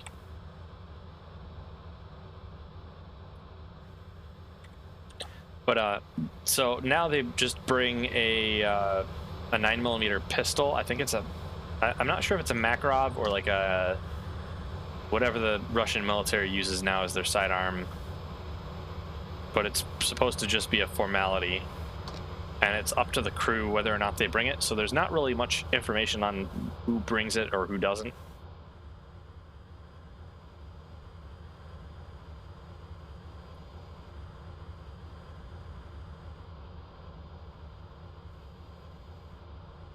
Okay, so we've got all the methane we need. That means I can do a little bit of can I? It's all CH. Yeah, so that's not gonna work if I do that. I was thinking I could turn the methane into oxygen, but it doesn't have oxygen.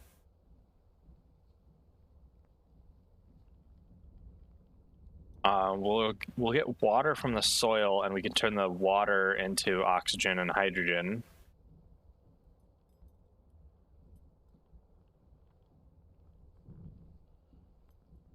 I love not being able to see more than 3 feet in front of my face so much.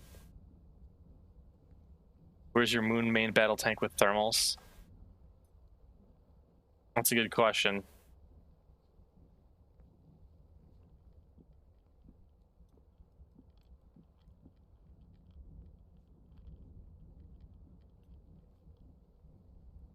I wonder how long we're gonna have to wait for this. We got empty ones and we got 2 methane. I'll grab the empty one because I think we need the empty ones a little more than anything else. Space Battleship Yamato. Well, you just gotta watch the anime for that. Come on.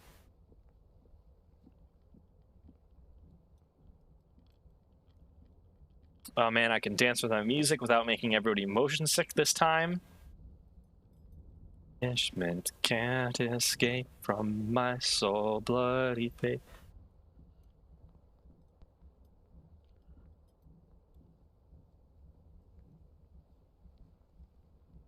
Space Battleship Missouri. I would prefer a Space Battleship Iowa. Because everybody knows the Iowa class are the best. Actually, wait a second. I might have enough to do what I need to do. What am I supposed to be doing with this? Refine Mars soil into oxygen and water. Okay. So let's pull this one off.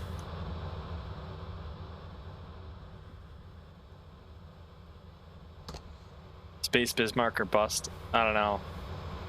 I don't know German crap well enough.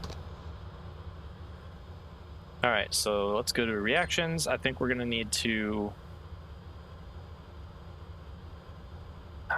So this is the problem that I was afraid of.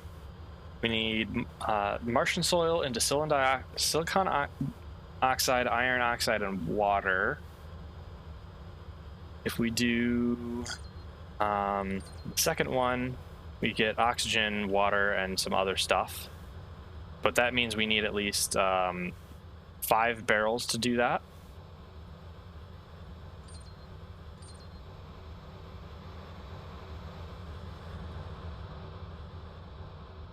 You get 1 more barrel by grabbing this one and dumping it in our tank.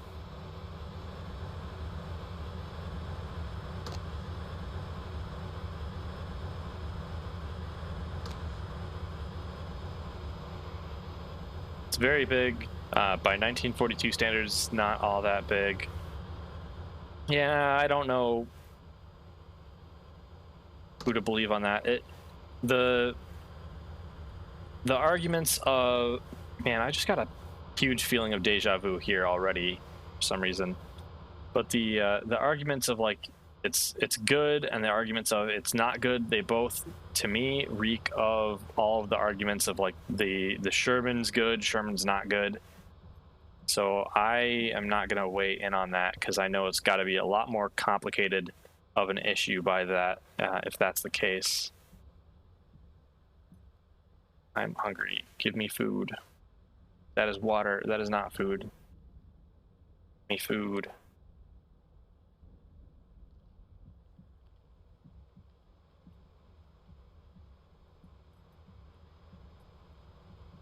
I bet this is the most entertaining thing you guys have seen all day long. A person stumbling around in the dark. Gotta close this and then we can grab this container. So the pop tent isn't going to do anything for us, so we might as well not use it.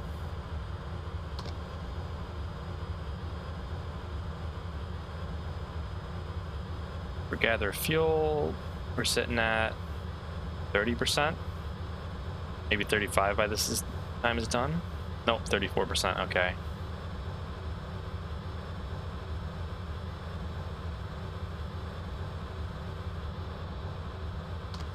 All right, so we can grab this container.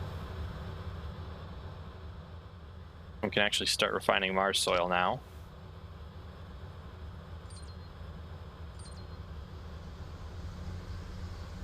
Big is an objective. It's the 5th heaviest battleship class.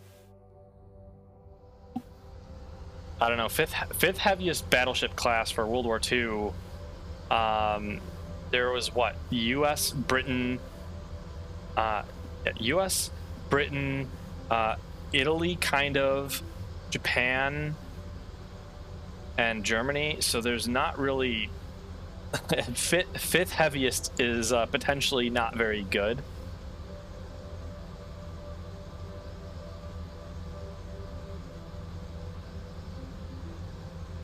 Hello there, Merlin. How are you?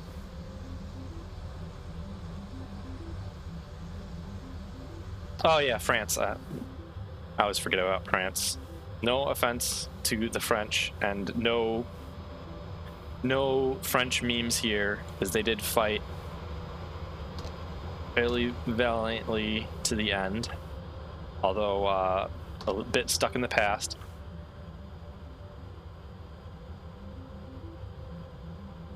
How goes space? Space goes awful. I didn't get things done before it turned dark. So now we're stumbling around in the dark. Actually, we're gonna... Oh no, I for a second I thought time was gonna be 1-to-1. Okay, so we're done with the make water and oxygen thing. This is still reacting, so we're gonna get a lot of oxygen from this. That's good. Not because of World War II memes, but because partisans are mean. What are partisans?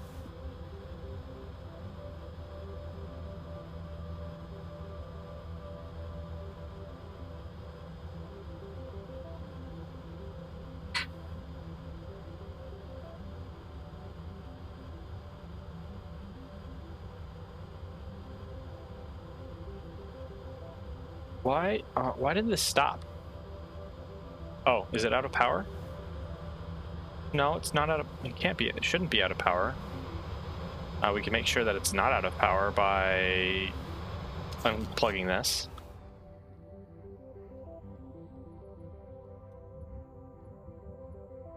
Oh, people from Paris? Yeah. I have a friend who's been all over Europe, and he went to Paris, and he commented about how, whether people in Paris are nice or not, and his remark was, if you try to talk to them first in English, they're not going to be nice. But if you try to talk with them in even the worst French you can manage, they'll be very nice and speak in English. So he's like, that is his tip to me if I ever go to France. But I don't think France has any really cool... Actually, I bet France does have a really cool... Oh, no. I know for sure France has a really cool tank museum. Never mind. It's got a whole bunch of Shermans in it. I've seen photos of it.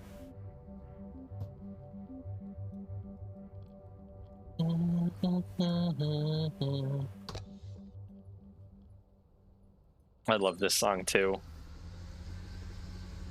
Sure, Yamato, Iowa, North Carolina, South Dakota, and Vanguard with the Bismarck and raw tonnage. Yeah, that's what I'm saying. With the fifth heaviest is not necessarily that impressive, because there are so many countries involved in World War II.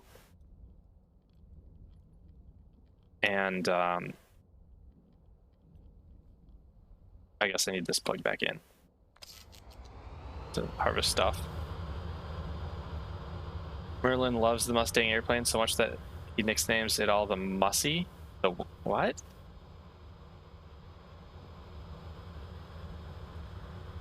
I mean, you say that as if there's something wrong about liking the Mustang. I actually quite like the Mustang in IL-2.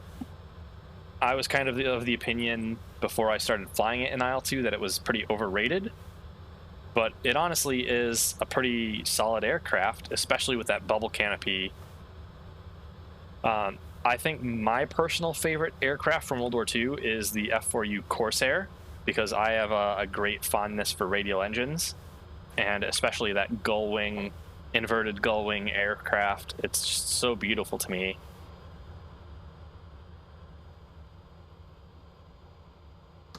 I would love for IL-2 to add one, but I know that's not going to happen anytime soon.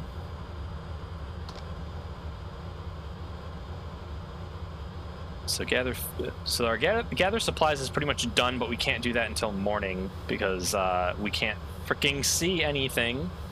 Gather fuel, let's see how we're doing on that. We're at 50%, so we're just going to have to keep acquiring soil and getting stuff.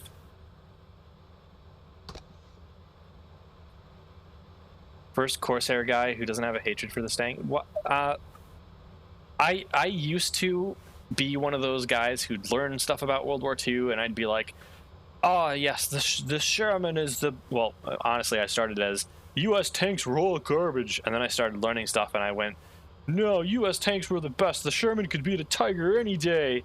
And then I learned more, and I was like, well, you know, basically no country's going to field something that is complete shit. Everybody's going to do the best thing that they can. And, you know, if you think something is complete shit, you're probably not understanding how it's supposed to work. So I wouldn't call the Mustang bad, and the Mustang has got quite obviously a great reputation. I think of all the World War II aircraft, the P-47 is probably the most underrated because it did so much work.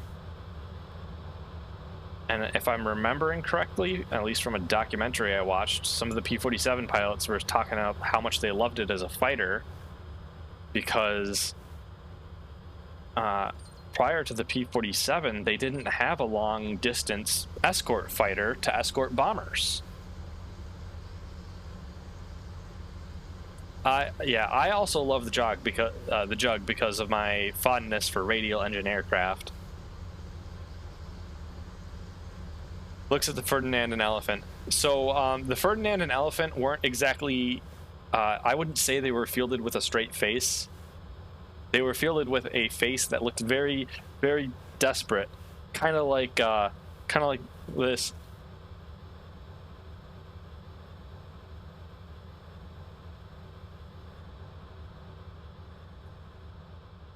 There was the P-38. What's wrong with the P-38?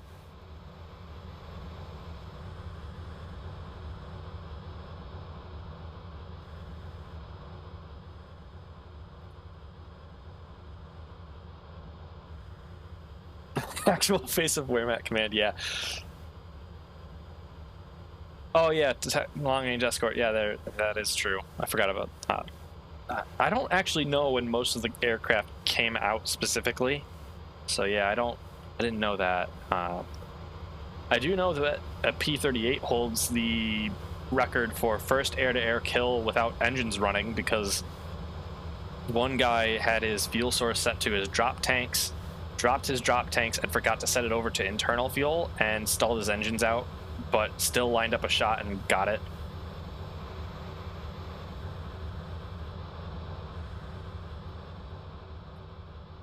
It is a very fun story. All right, let's steal this canister. I think one more canister would help our workflow a little bit. Plus, this will speed things up a bit. And if we need the oxygen back, we can just steal it. Should have been scrapped or stayed as the Tiger Pete. Well, the Porsche Tiger had a lot of problems, and weren't those German vehicles basically just they're taking prototypes and then building them up with whatever they can? And a really interesting thing that I do want to know about World War II is you see that the reasoning behind why the U.S. needed to field the M3 Lee with a straight face early on was because they couldn't develop a turret big enough to carry the 75mm gun that the U.S. had. I wonder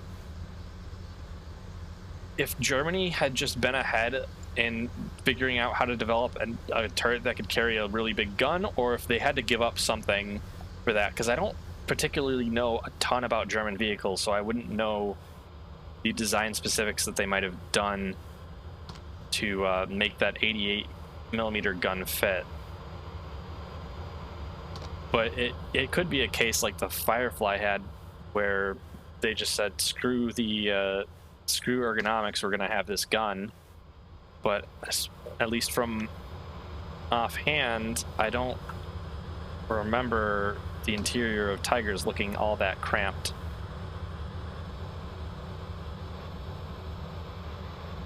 In case you guys didn't know, I am a huge World War II tank history buff. I guess I would say I primarily specialize in the M4 Sherman. I have 2 books, Zaloga's and Honekit's book on the M4 Sherman, and I eat up just about any information I can on the M4 Sherman. Decently cramped, far more than Shermans. Okay, yeah, that would make sense. They always look so big. I need to actually look at the scale of a Tiger next to a Sherman, because I'm pretty sure the Tiger's a lot smaller than I'm expecting it to be. And also, unfortunately, as much of a tank buff as I am, I've not actually been to a tank museum. The closest thing to a tank museum I've been to is Camp Perry in Ohio. They've got a display with a couple tanks, and I nerded out and walked all around all the tanks when I was there. How hard the hatches are to open? Yeah, a lot of them were unsprung, right? They didn't have springs to help you counterbalance them, which is why crew survivability was partially bad. Although crew survivability was kind of really bad amongst everybody except for the US, due to the fact that like nobody issued helmets. And it's like, it seems like such a basic thing. You're driving around in a vehicle, you're gonna get slammed all around. Why not wear a helmet?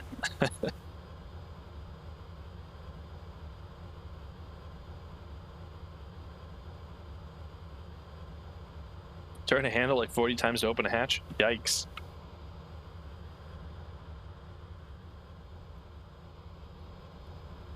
Oh man, you guys are making me want to go back and watch Girls in Panzer again. I just watched their film like 2 days ago again.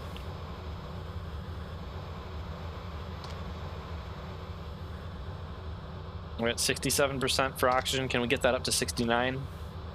Oh wait, let's keep that. No, no, no. Don't throw it. Put it back.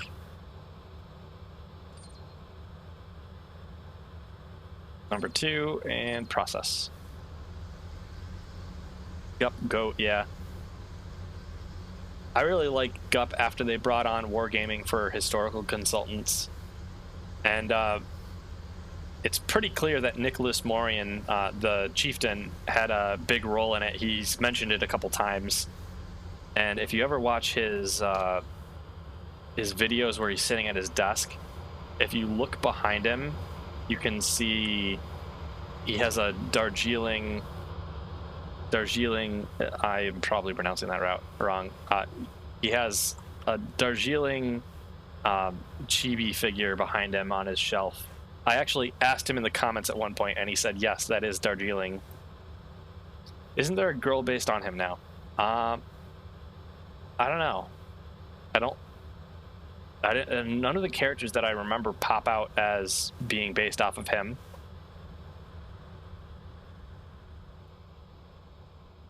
I mean, the character that would be the most obvious is Yukari, but Yukari was around before he got involved, because as far as I understand, Season 1, the actual anime series, he didn't have any involvement, nor Wargaming.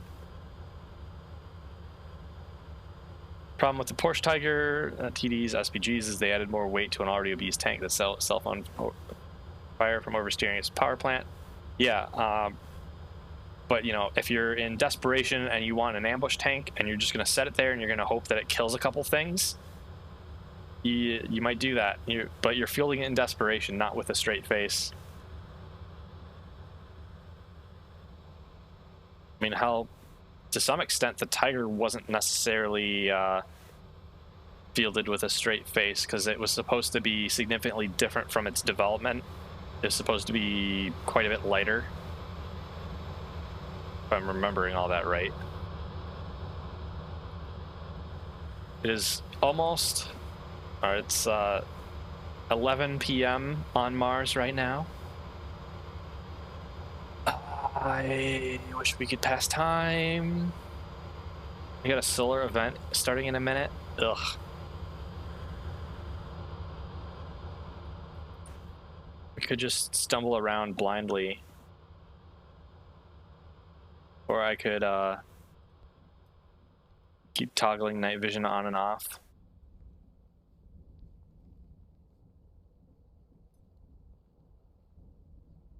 Oh, okay. So if I have my zoom window up, I can actually see things a little bit better. Oh, that is ultra dumb. That is the dumbest of the dumb. Oh my god. Night vision didn't used to be this bad. I don't know. Maybe it's just my mod that I've got making night vision extra horrible. This seems easy to make into a horror experience. Yeah, we just suddenly meet the alien. It becomes alien isolation.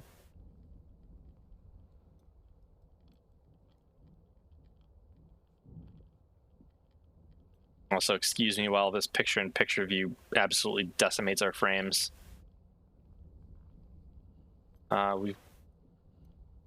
Don't we have a flare somewhere that we could put out?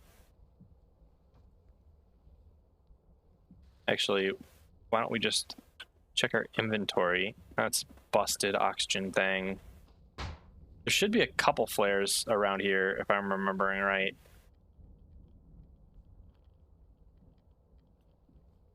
Here's some more supplies. That's a oxygen refill thing. Here's the control section. Here's a crate. What's in here? Nothing in here. That might be useful though, because we need to store more food, and we got a bunch of food in boxes that we might want to throw in that box. Or a bunch of food not in boxes that we might want to throw in that box.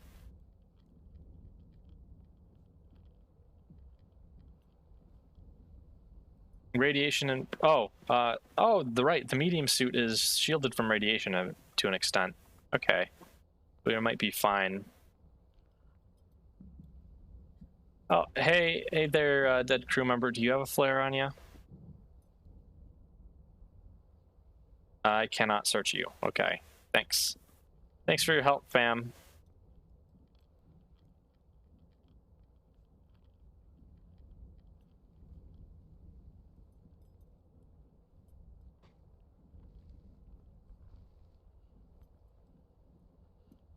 I cannot see anything like at all. Why are there dead crew members? Because our spaceship crashed. We had a crew of 6, and the spaceship crashed, and we're the lone survivor of the spaceship crash. And before you ask, no, I didn't murder them. They were dead when I found them. Okay, got it?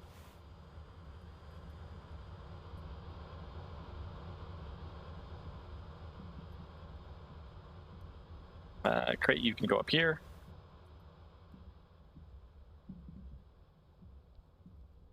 Are we close enough yet? We're close enough yet? Are we close enough yet? Yes, we are. And we have to actually drop this in here. This can go here. This can go here.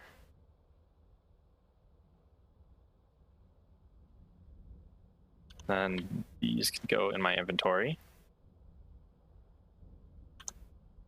Until we're like immediately out of space. Suspicious? I am not suspicious. I didn't do it. I told you. You can't prove anything. It's the space beef. There's the food requirement, and now the water requirement. Let's see if we can't get the water requirement done with this one box.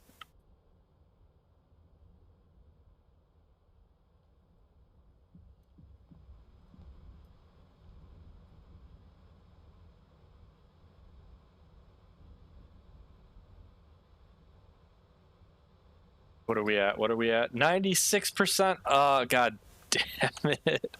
Okay, one of these has a flare in it. I know that for sure. Where are you? Where are you, Mr. Flare? Maybe it would be Mrs. Flare because there's the HoloLive flare. This is empty. Okay, perfect. Great, I've collected enough food. That should last me all the way to Cydonia. All the way to Cydonia. Sounds kind of, what, Australian? Alright. This is garbage now. Get out of here. We didn't find that flare, unfortunately. We will drink a liter of this. How are you doing, resourcing operation?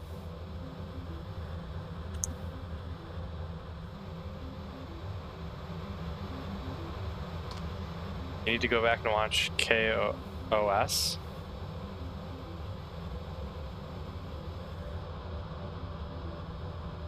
What's KOS?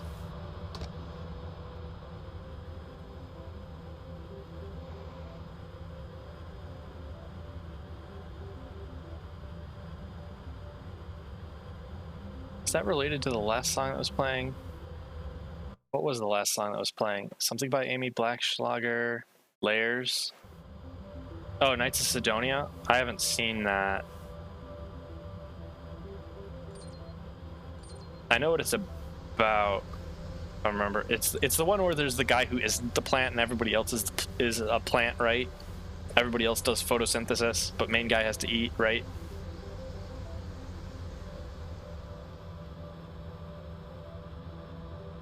Oh, we're full on silicon, so we're gonna do what's called a pro gamer move here. We're gonna do what I call using the whole buffalo by dumping it on the ground. Yeah, I remember when I started watching that, or a friend was showing it to me. Back then, I was a little snobby about anime. I was like, "Oh, it's 3D. I'm not gonna watch it." But I care a lot less if things are 3D now, so it doesn't really matter if it you know, what animation it is, as long as it's an entertaining show and the story's good. Full on oxygen again. Let's grab that. I hope it's not going to make me drive out. I hope it does a fade to black once we get all our requirements here.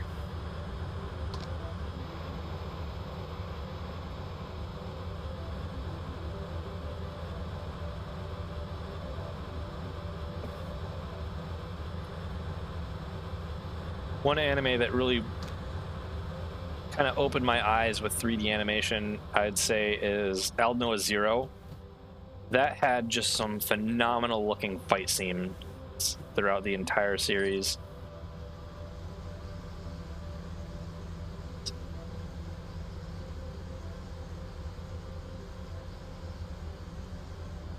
Barricades is such a banger from Attack on Titan.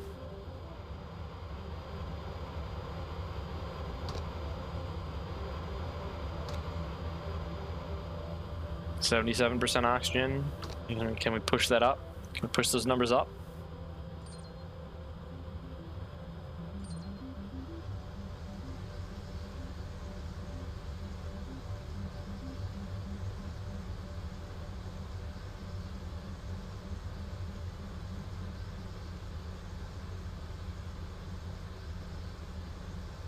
Well, I hope you guys enjoy me staring at screens, waiting for basically waiting for paint to dry. This is a little agonizing. Although this is also how the like multi/single player experience goes. Although normally I have it set to 1-to-1 and I set it early morning so we don't have to deal with nighttime early on. But hey, look, it's almost 1 a.m. The sun will just be rising in like 5 more hours.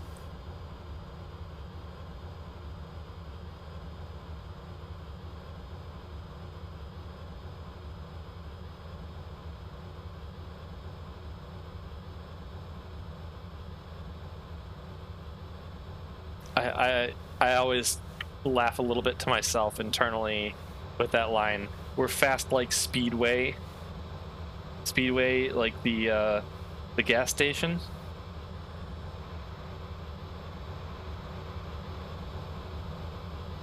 Gather faster. All right, we can venture off into the dark in this direction and see what we find.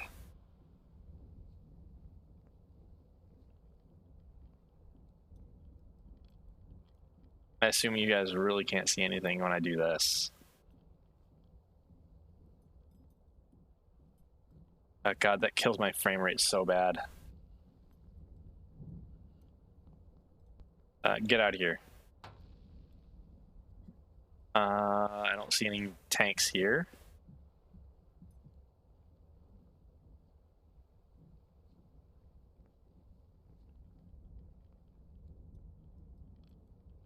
Got more wreckage this way.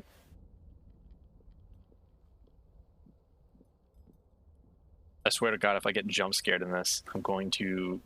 Oh, there's a screen. What are you? What are you?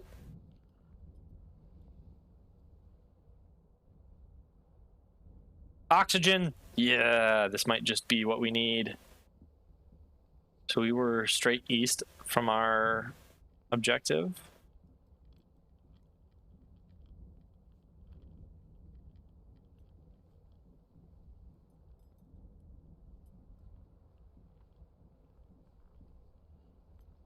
You know, I bet I could totally screw myself over if I hit E, held it on accident on a bunch of these.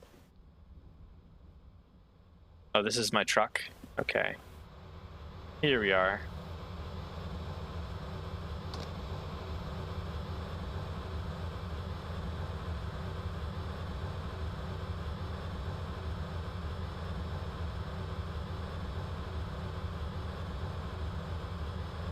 Well, only 88% there.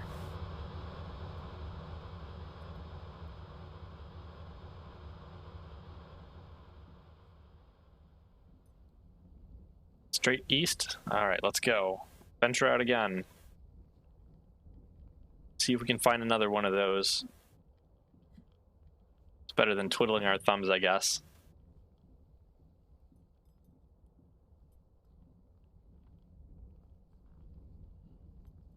What's this over here? Oh, that's the methane tank.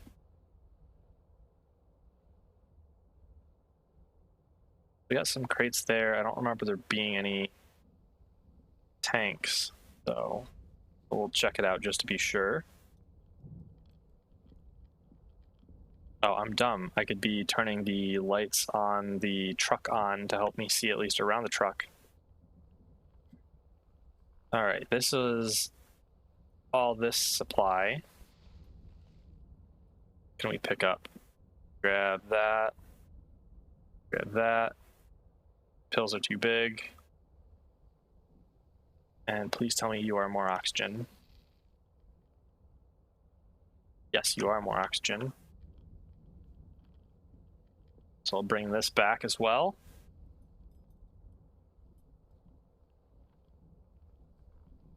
All right, so while we've got more time where we're waiting around, does anybody have any fun hobbies they want to talk about?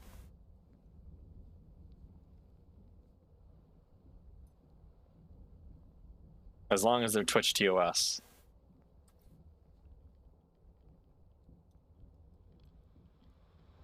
If not, I'm going to start singing and you guys might regret it.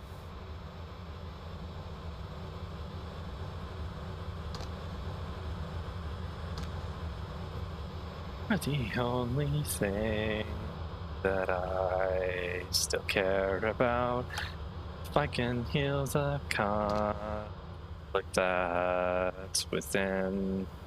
Actually, this needs to go somewhere else. You work for a museum, that's cool. Yeah, museums are pretty neat. I want to go back and visit a bunch of museums at some point.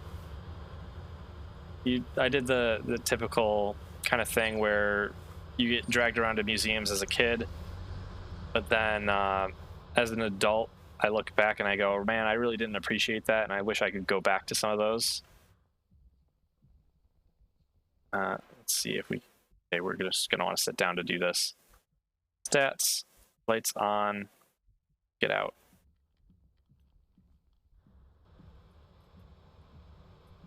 Promptu karaoke. Yeah, I've had enough to drink that I'll start singing randomly.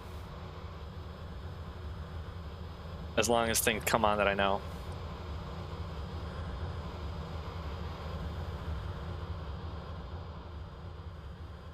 Oh, we're full on oxygen.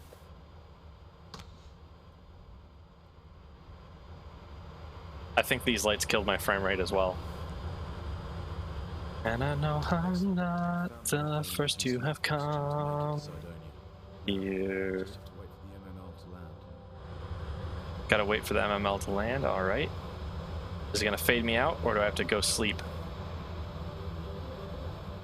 Oh, it's gonna fade me out, okay. And I need to know.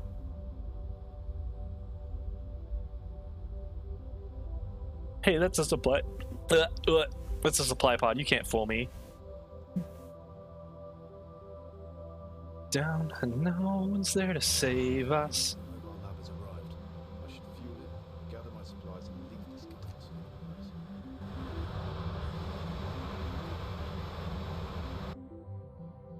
Oh. All right. So now we have to fuel the MML. Let's disassemble this and we'll just throw it over here.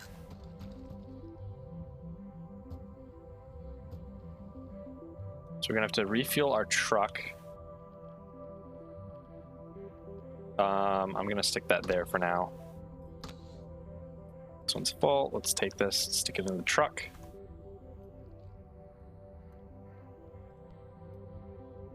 Other direction. Yep.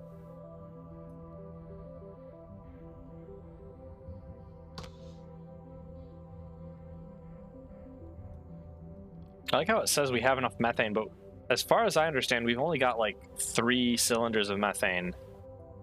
And we've got so much goddamn oxygen right now.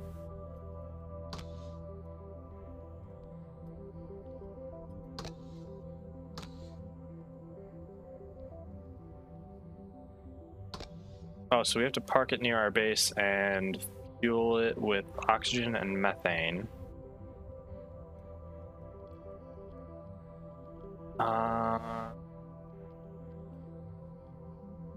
I suppose we can just crawl it over here. It might have a little bit of fuel in it, too. Who knows?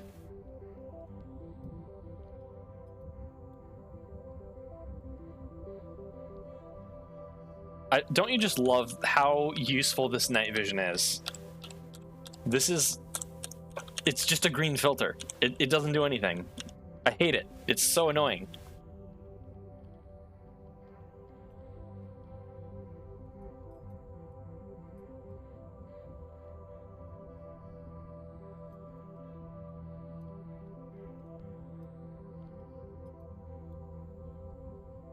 Anything interesting around here? Some tanks? Oh, this is the methane tanks, isn't it? So we can at least fill it with methane a little bit.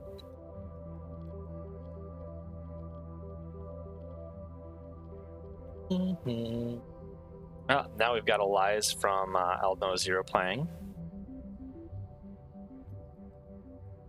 Okay, now do I remember where the heck... Oh yes, I do remember where the heck these things go. They go between the back two wheels, I think. One side is oxygen and the other is methane, if I'm recalling right. And this is the oxygen side.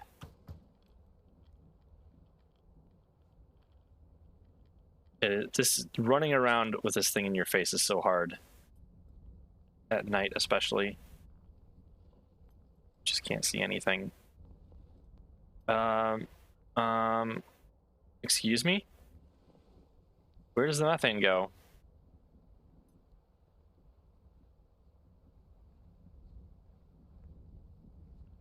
Or does it go in the back, maybe? Let's try that. Oh, but we're not going to be able to get inside the damn thing without a canister of oxygen, that's right. So what I mentioned before, where I soft-locked myself, or hard-locked myself, I broke this ramp off. Where do you attach? Those are all oxygen slots. What the heck? Okay. You sit tight. Don't fall over. There we go.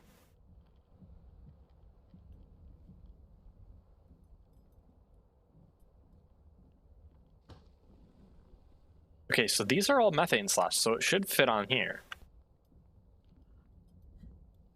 They all have that little red bit on them, whereas the other ones all have the blue bit.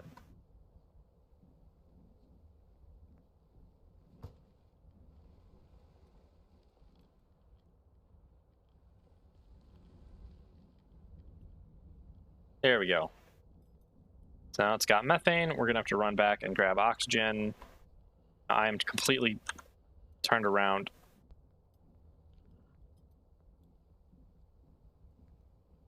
It's freaking night out. And with one canister of oxygen, we should hopefully be able to do it. Enough to get it to limp back to our base.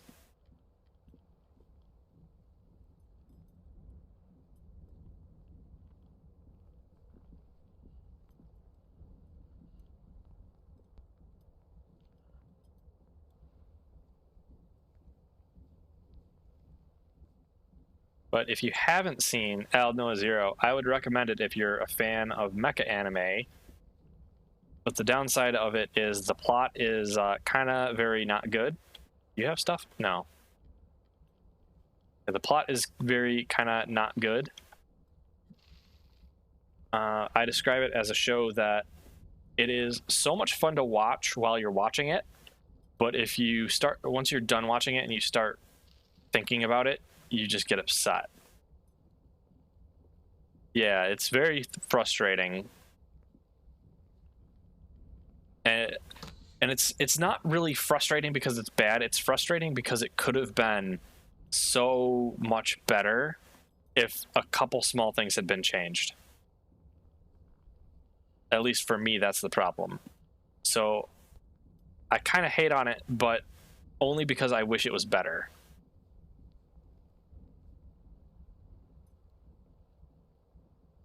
Is that the Man Mobile Lab?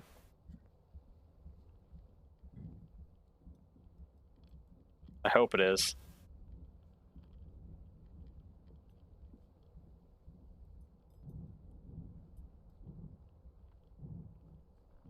This is the methane tank, so we should be on the right path.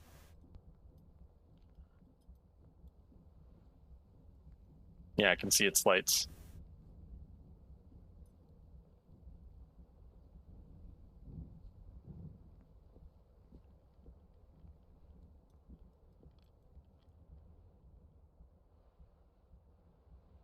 God, it's just so frustrating that all of my vision modes are completely worthless.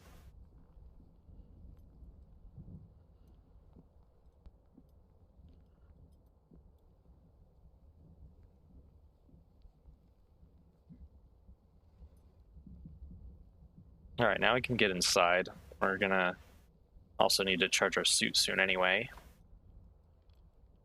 Tracked. It's taught to cycle.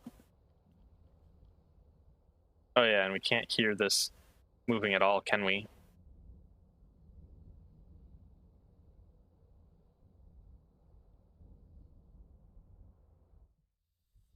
That or I lost all game audio, maybe.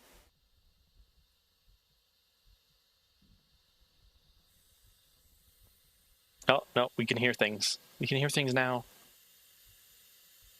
My hearing.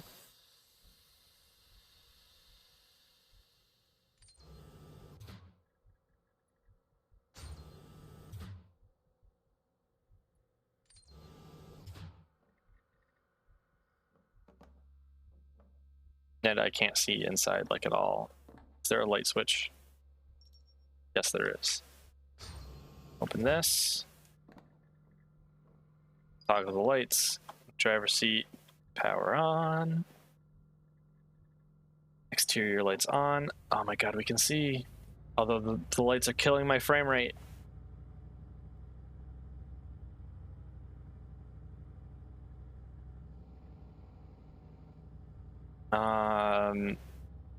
I would like to stop for this can of methane that we have left, but also it's gonna take me forever just to get out of this thing and cycle out. Oh, got stuck on something. My frames, my frames.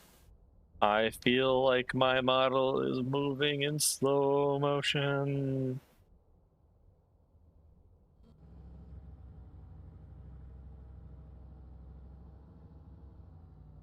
I can slow it down even more. Look at this. Picture-in-picture view. Oh god. Oh my god, this is awful. Okay. Okay, let's stop that.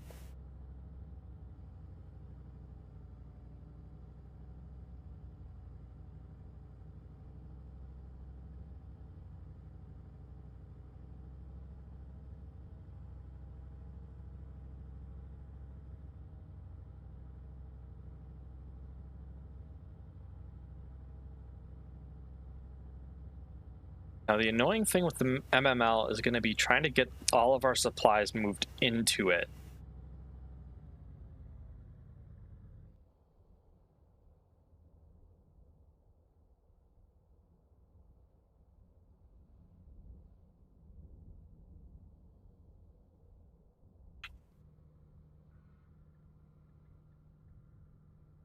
Okay.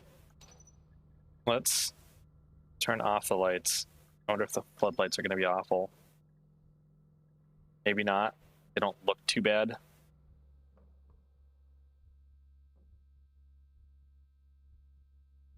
Door locked, so we can't lock these. I wonder if there's an override we can maybe do.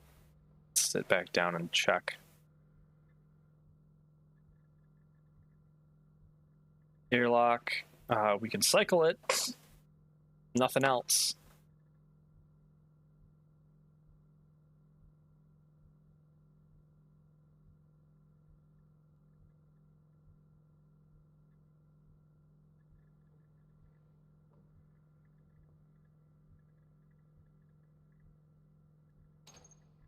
All right, let's turn the floodlights off because, yeah, it was murdering our frame rate. This game has never really got to the... Oh, there's an emergency oxygen release. Okay. So what we can do is this is full now, so we don't need to worry about that. Can emergency oxygen release. And it's good that's going into this container, so we're not wasting it.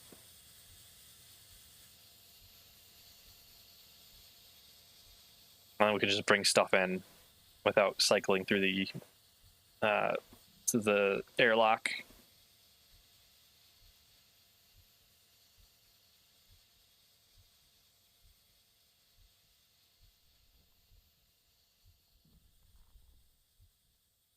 Five, 4, 3 kilopascals, 2, 1. Okay, there we go. Extend.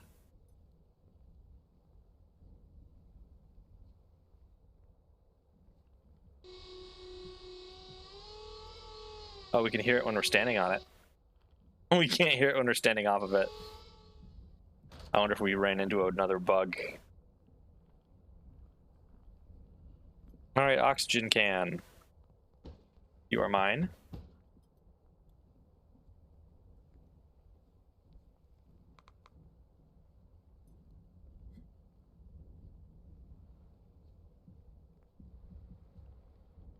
I think we're gonna have to turn the lights off on the truck.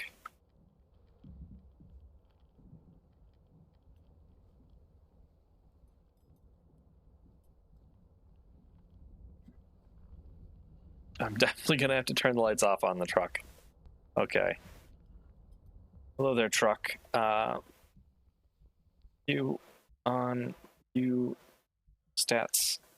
Lights off. Okay. Yay, frame rate. And I will grab this methane tank.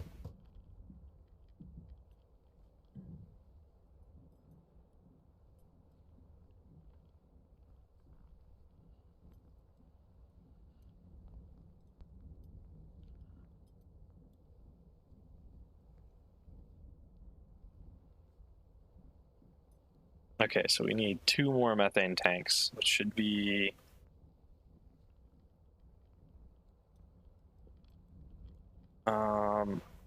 that one's not going to cut it, so we're going to grab the other one from over there.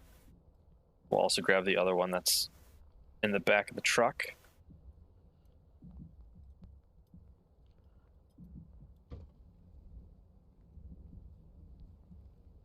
There we go.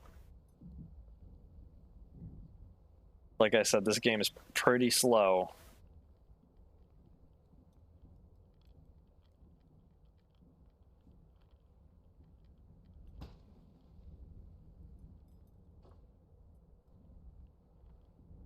All right, last methane tank.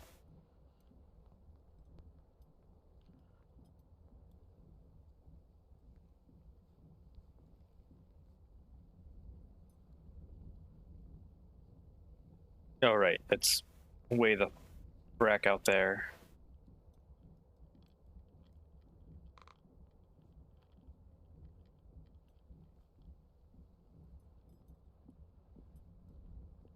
All right, next question. Is anybody watching any anime? Actually, is there a new anime season on right now? Should be. Because the last season's finished up, and it's been a couple weeks since it finished, right?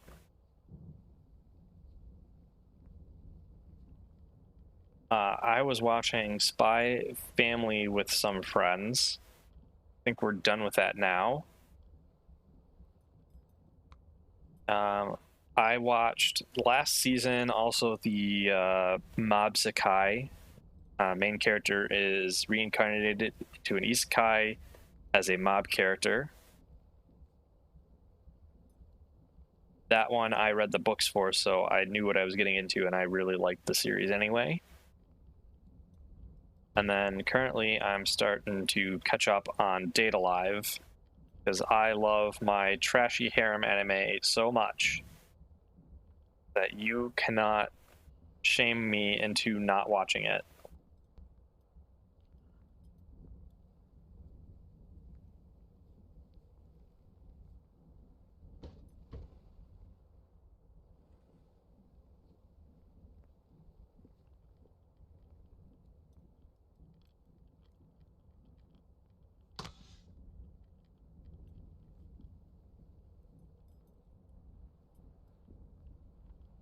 Sea of Fire. What anime was this from?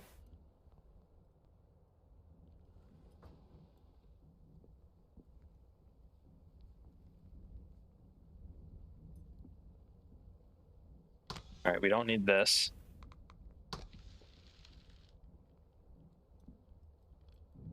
Black Lagoon?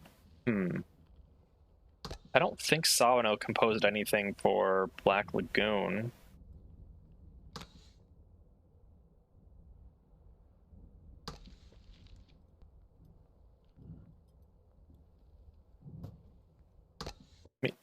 Actually, I think Kabanari of the Iron Fortress, maybe.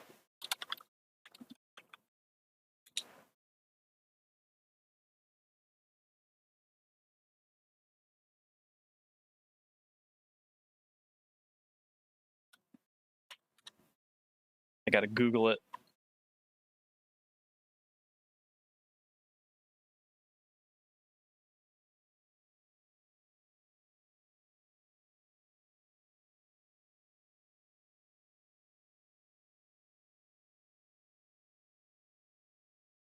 Oh, it's from a game. I wonder what game.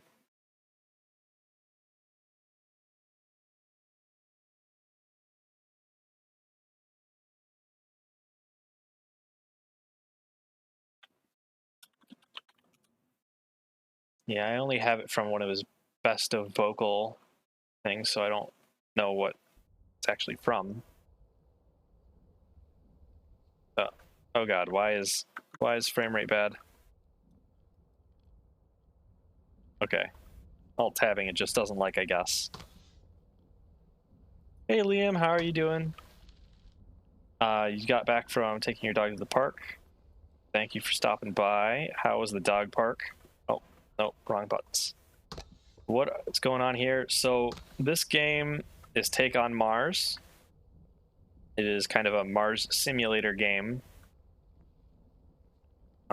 And we're playing the campaign of it. So the campaign of this is kind of inspired by the campaign, or kind of inspired by the book. I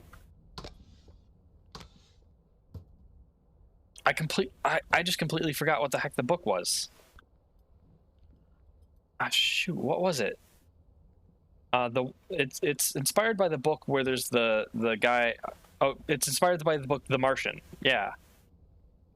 So our expedition has our first expedition to Mars here has failed. Our ship is strewn across like a square kilometer. Yeah, it's based off the one that was made into a movie. This came out well before the movie, though.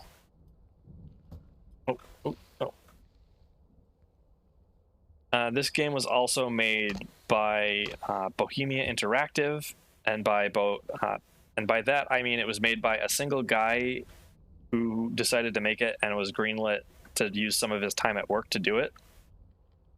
So the dev team of this game is like one person, and he did an excellent job on it, but the game kind of got axed, and it's unfinished and still not really optimized at all. So right now we have to just gather a whole bunch of supplies. I don't really want to empty the oxygen can. Might need that. And we can make it work if we don't have enough oxygen with that. If we don't, we can always just get more cans, but I'd rather avoid having to sortie out and find the cans of or the supply drops of cans. We're at 86%. 2 more should work, I think. That means we're gonna have to ditch the water. All right, we'll do it.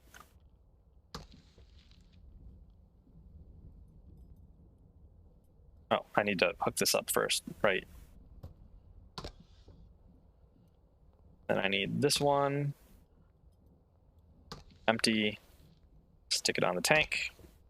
So right now we're fueling up this bad boy here, this big MSL, Mars Science Laboratory, I think, or MML, Manned Mobile Laboratory. Once we get it filled up, we should be good to go. It's going to make me take another can, isn't it?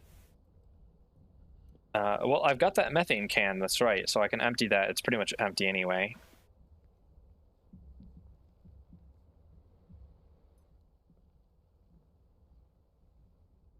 Oh, no, 97%, so that last one should do it.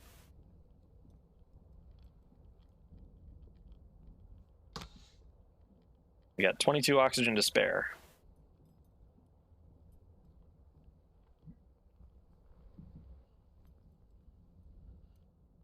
Yay, done.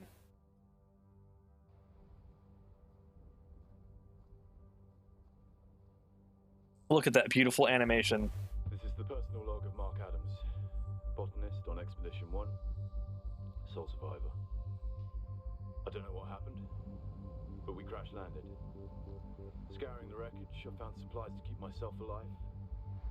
But my only salvation is the MAV in Cydonia. I filled a mobile lab with supplies for the trip. It will take me 2 weeks to get there. I'm leaving this graveyard behind. I hope I'll make it. Adams out.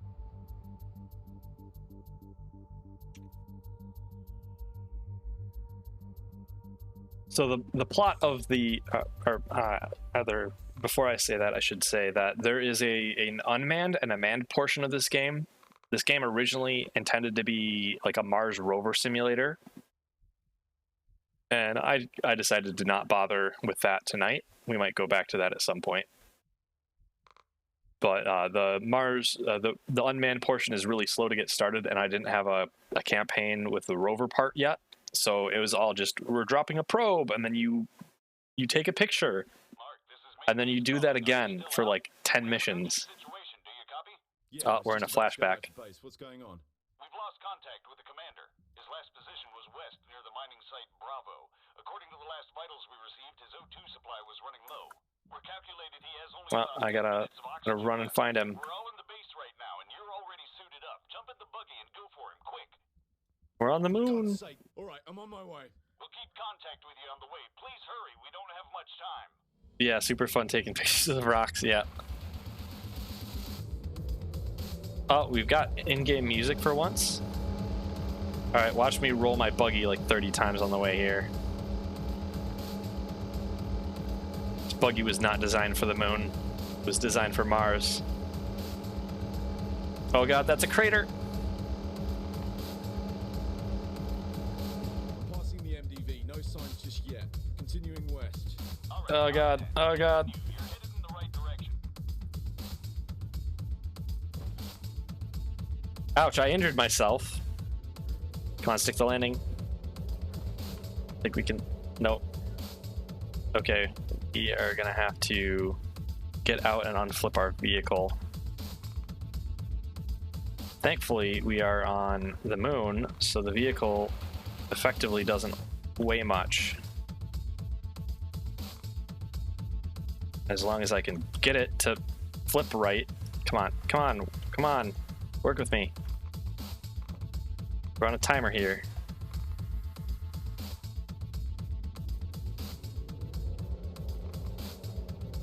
Yeah, and the probe part is really slow. The rover part is also slow, but you're actually at least kind of doing whatever you want.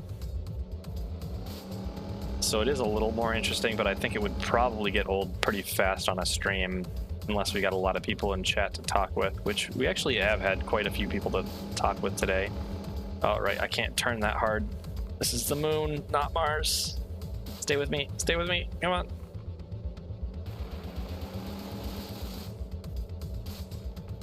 That is a big crater that we probably don't want to drive through.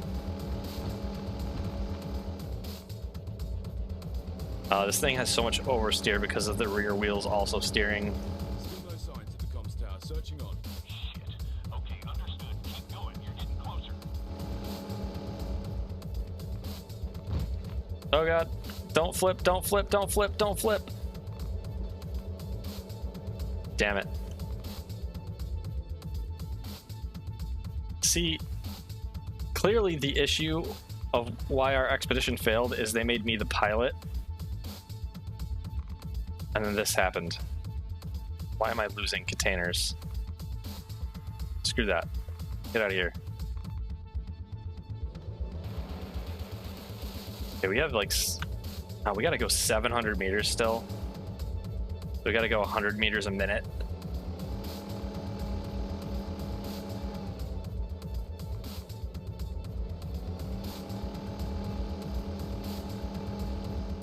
Mark, mind your speed out there. Rocks or mounds can flip the buggy. Oh, thanks for telling me after I flipped my buggy like 3 times. Don't worry, I'll keep that in mind.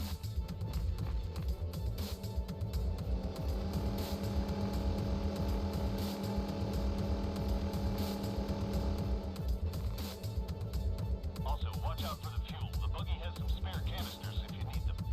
Yeah, I know. Thanks for the heads up. We have some spare canisters. Good thing we only have spare oxygen canisters, and the one I dumped was also oxygen, so I don't know what the deal is with that.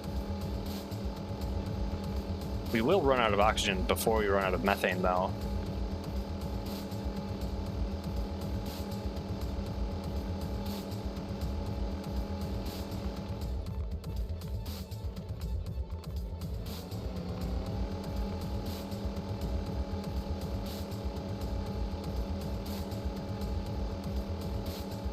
Oh god.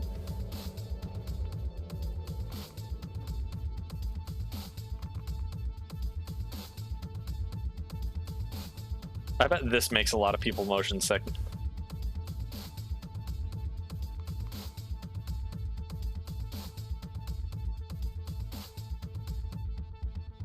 Come on, unflip. Unflip, damn you. Gonna lose another oxygen tank, but we got 2 mounted on the side, so it doesn't matter. Yeah, it's very bouncy. This game simulates the gravity properly, so... What are you doing, Mark? David's O2 supply is running low. He's got about 5 minutes left. does that. It bounces around a lot. The moon's gravity is extremely low. I've arrived at mining site Bravo. No signs of Dave. We're getting a weak signal from your south. Check the coordinates. Hurry, he can't be far. I'm doing my best. Keep me updated if the signal changes.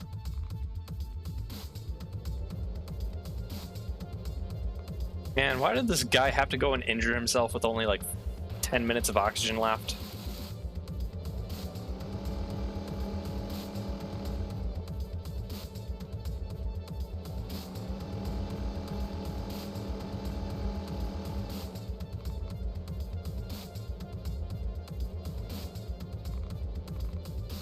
Following signal.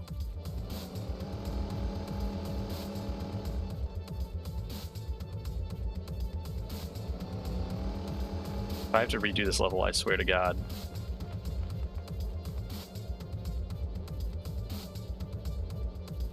Wait, I think I see buggy parts.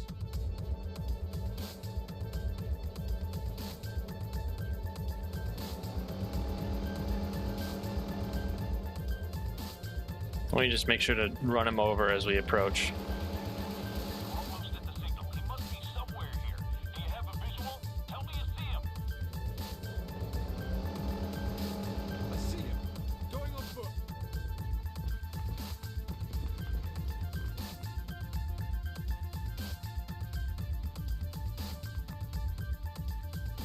I got you, fam. He's unconscious, but he looks alright. I'm taking him back ASAP. God bless you, Mark. Glad to hear Taking him back ASAP. He's only got 1 minute, man. Sure. You're a real hero, mate.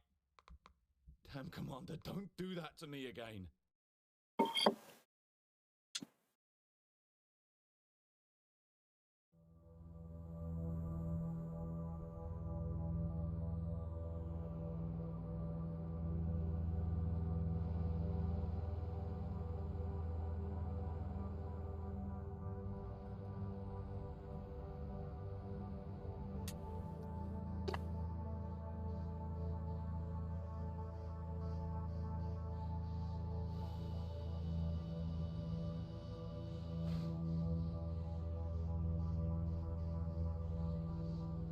Fast, but not too fast. Yep.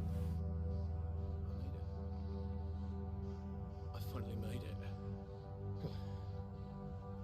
can hardly believe it. And I have almost no supplies, but here I am. Enough talking. The Expedition 2 landing site should be behind this ridge. I should do a visual survey before continuing onwards. There it is. That's the Expedition 2 MAV and my ticket to get away from this goddamn planet. So just like The Martian, we're stealing the next expedition's vehicle, and we're gonna get off the planet with that.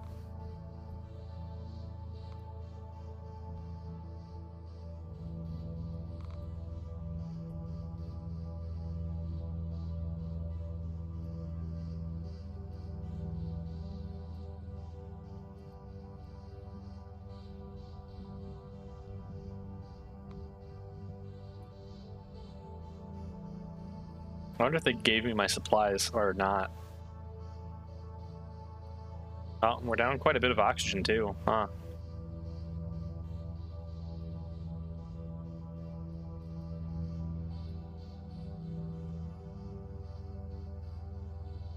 Cycle airlock, pressurizing. We gradually gain our hearing back. And here's something that's kind of neat. The pressure of all of the interior areas that you're in is kept at 33 kilopascals. So Earth's regular atmospheric pressure is about roughly 100 kilopascals. So what this is you keep a pure oxygen atmosphere at 1/3. So you have it at what the human body needs for air in itself. And it works out very well to make it so that the transition from inside to outside is a lot easier, because if you've got a spacesuit like 100 kilopascals of pressure, it's just not gonna work. It's gonna be too rigid, too inflexible. But also there's a huge danger with that, because pure oxygen environments can be highly explosive, and NASA stopped doing those inside of spacecraft after the one of the Apollo test missions. I think it was like Apollo 1 or 3. They had a fire in some equipment that cost them a couple astronauts.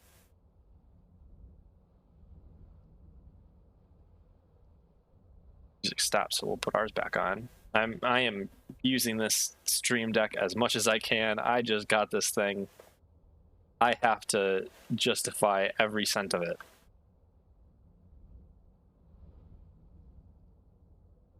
All right, do we want to do something dumb? I'm gonna vote yes. If Spin Tires has taught me anything, this is only gonna go one way, and that is terrible.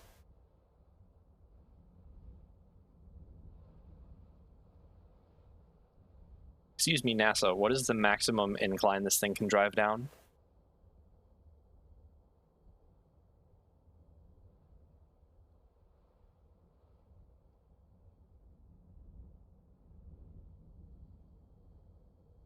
So with The Martian, I really liked the book, and I think the movie did a great adaptation, but it naturally had to cut some content. And one of the things that it cut was honestly one of my favorite arcs,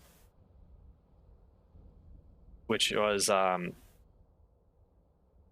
there needs to be a little bit of context before I explain that. And that in the movie, he uses the comm system from, what was it, Pathfinder, the Mars Pathfinder rover. He uses that. But after he's been told how he has to modify his rovers to make them work, he ends up shorting out the Pathfinder's comm system, so it stops working, and he doesn't have any communications with Mars. And that happens before NASA tells him that he has to go to a certain location to get to the ascent vehicle. But he knows what NASA's thinking. They just haven't told him. And because he no longer has communications with NASA, he doesn't get any of the benefits of like early warnings about weather. And so as he's driving to the ascent vehicle, he ends up finding out that he's driving into a storm. So he has to figure out, is the storm moving north or south of him? Or rather, if he should go to the south or north to avoid the storm. And he does it in a very clever way. He drives north, he drops a couple solar panels, then he drives north, drops a couple solar panels, then he drives further south of the original panels he dropped, and also drops panels. And then he checks them later and sees which ones are producing the least amount of power and knows he has to go the opposite direction from that. I thought that was a very clever arc. And then also with him not having been told explicitly from NASA that he had to go man the ascent vehicle, that's why he was a space pirate, because he was not given permission to board the craft, and the craft is in international water since it's in space. In the movie, him saying the whole thing with this space pirate didn't make sense because NASA could be in communication with them and give them permission to board. Oh, we've got music again, so I gotta pause it. Do.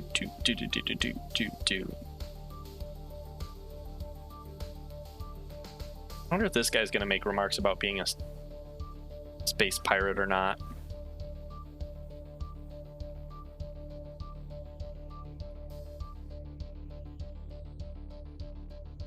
Lower the plank.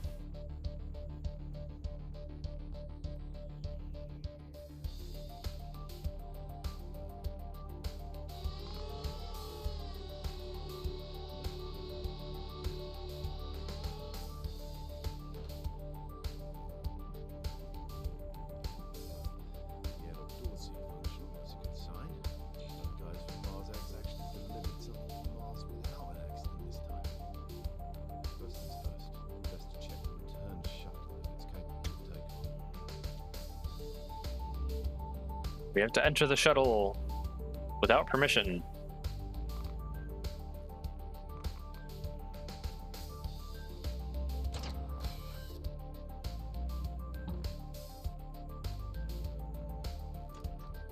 Shuttle access hatch, that should also be depressurized, so we're good to go up. And we can see the shuttle here.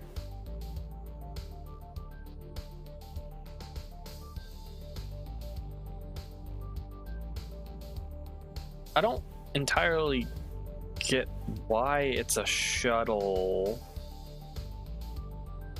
because you would think that this vehicle going up to their spacecraft, because the way that this mission is supposed to be planned as well is that they fly up into Earth orbit, meet with a spacecraft, that spacecraft takes them to Mars, and then they descend to Mars with this whole vehicle here that they didn't ascend Earth in, I don't think.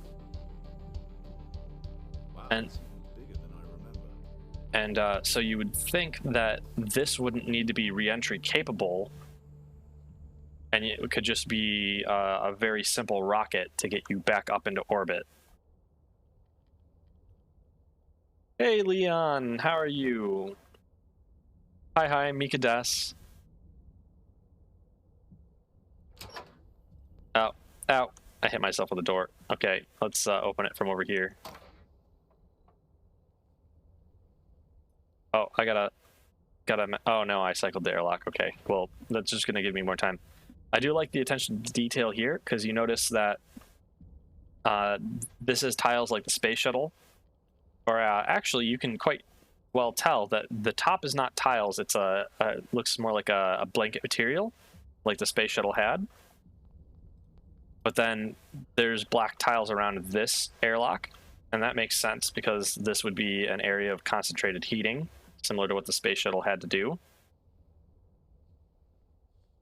All right, we got to recycle the airlock and get it so we can open this door. Just popping by for a bit. Well, thank you for stopping by. Gotta climb through this door. We gotta cycle the airlock again.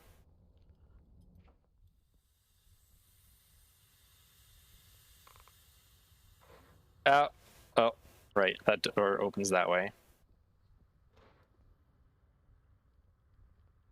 climb up.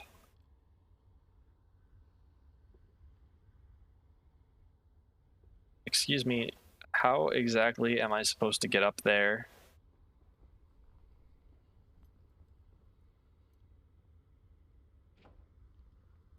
Oh, I guess like that. Power on. Computer is booting. Good.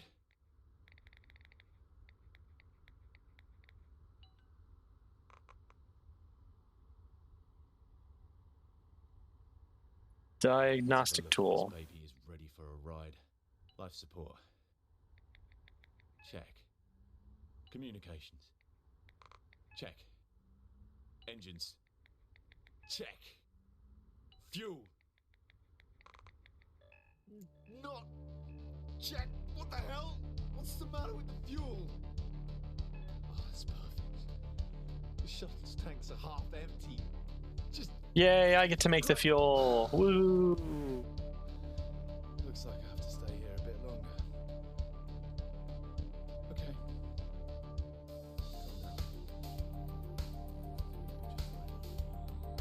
Okay, first things first. I think checking the supply drop would be a good idea. Also, if I want to produce more fuel, I should take some samples and see if this is a good area for mining. All the tools and everything I need should be in the Habitat laboratory. Well, I hope, the way things are going. We get to prospect the area. We're now space prospectors. We were space pirates. We're now space prospectors.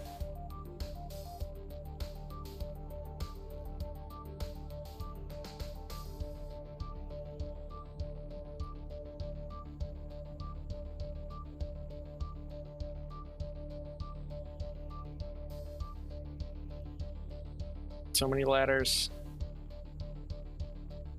Yeah, we're in the exterior, so we gotta cycle this to the interior, right?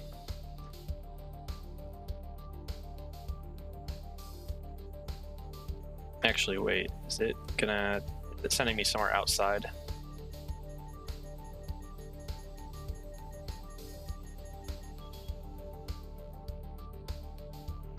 Yeah, it's sending me to this supply drop, I think.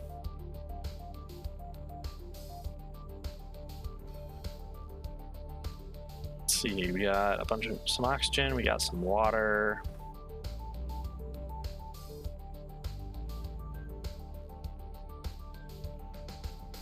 Ah, we set up the lab. Ooh.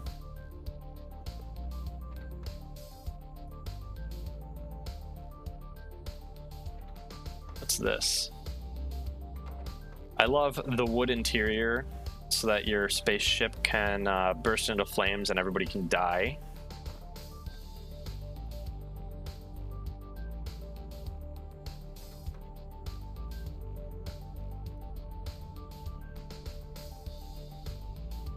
I'm still wearing my medium suit, okay.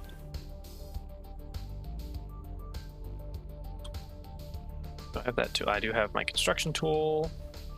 We're gonna need a gas sampling tool.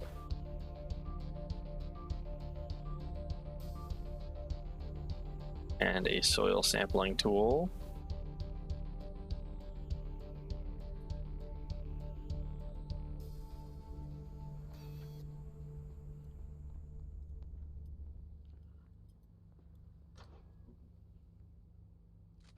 Then we'll go outside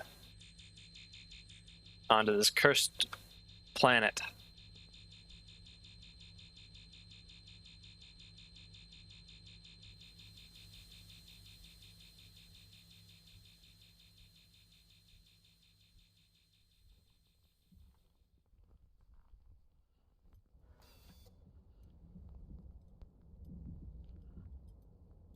Hello, supply drop. How are you doing?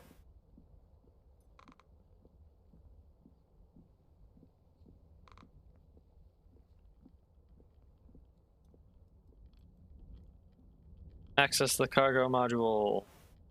So there it is, 3D printer, a marvel of the 21st century. With this, I should be able to produce anything I need.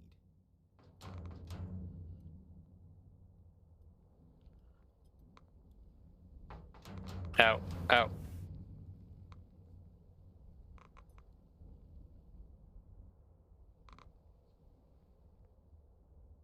yeah, it weighs 50 kilograms, so I guess I can't really throw it that far. We've got a 3D printer, and we got an RTG. Time yourself with knives. Can I swap that to that? No, I have to drop that.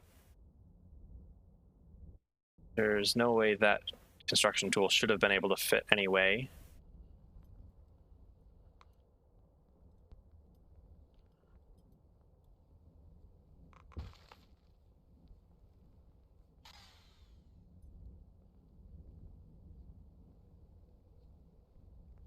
This part of the game is going to take forever.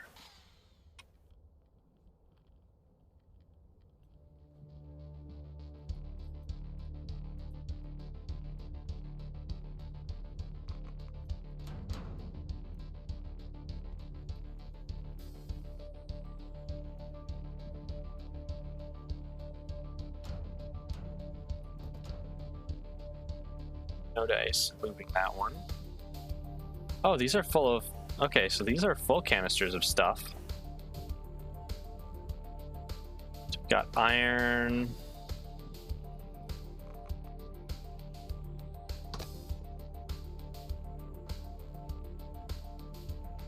Shake the cable off, shake the cable off. Got that.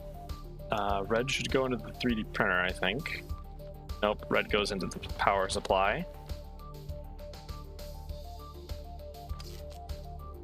Oh, music is playing again.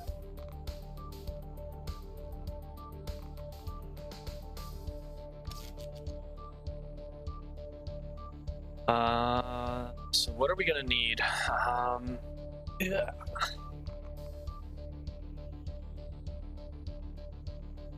We are going to need an atmospheric processor at the minimum.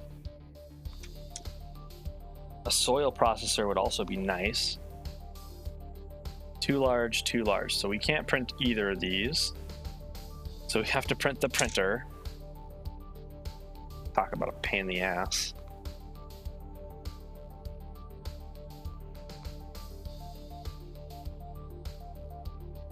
So aluminum and silicon dioxide.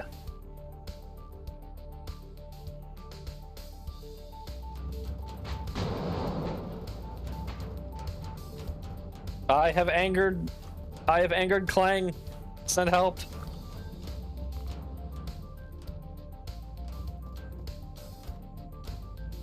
Oh god, no, no. Clang, don't smite me. I will be good. Thank you, Clang, for being so merciful. Alright, so this is our aluminum.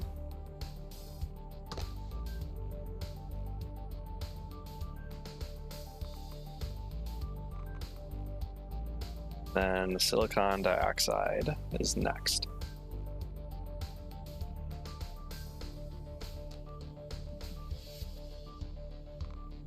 What are you? Silicon, yes.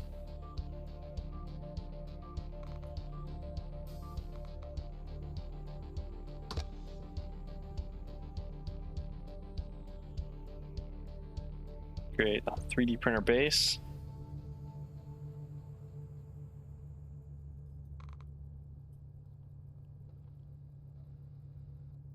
Pew pew pew pew pew pew pew pew pew pew.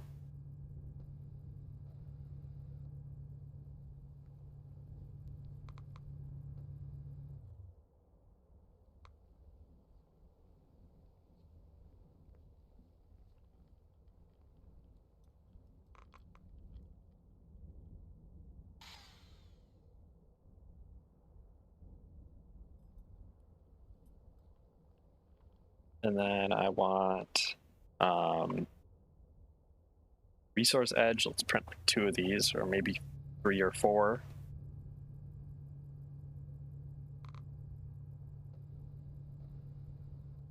I told you guys this is going to take a while. Let me actually just turn the music off here because this is going to be not playing like at all.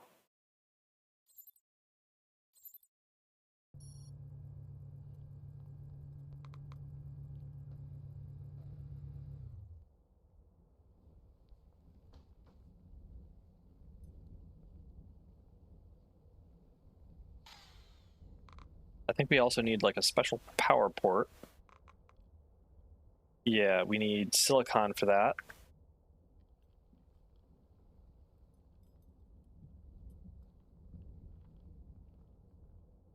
We have silicon. Well, if we don't, we're going to be up a creek without a paddle. Here we go, silicon. Because we need the bigger printer to print anything.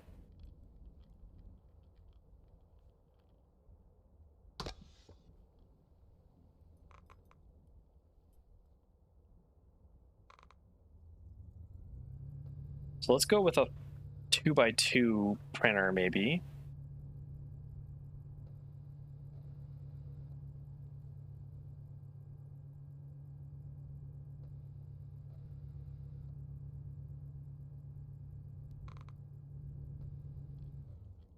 So slow, you damn printer. Wonder if a glass panel will work for a base, or if not.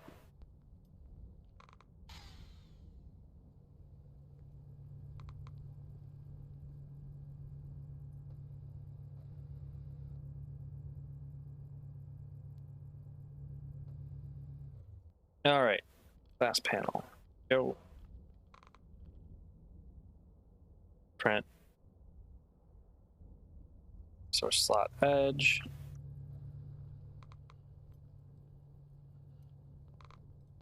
Oh, it might. Huh.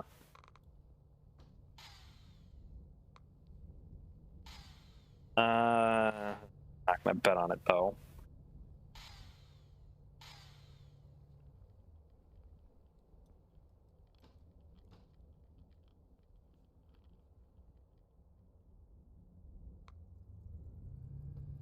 Access ramp and a ramp extension. Okay, those will be useful.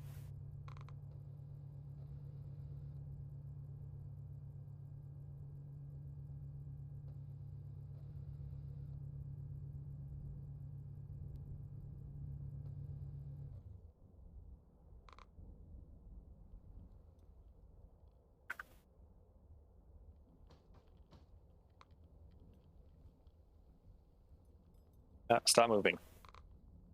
Another one.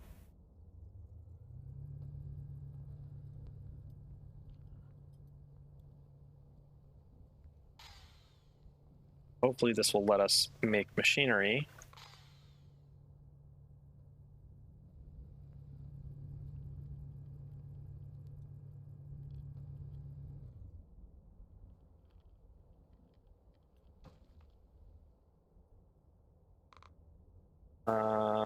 Power plug.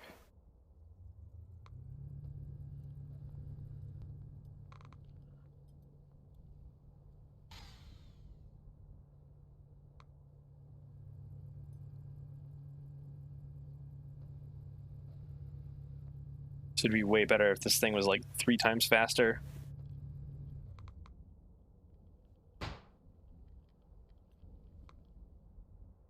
All right, then we need 2 of these ramps.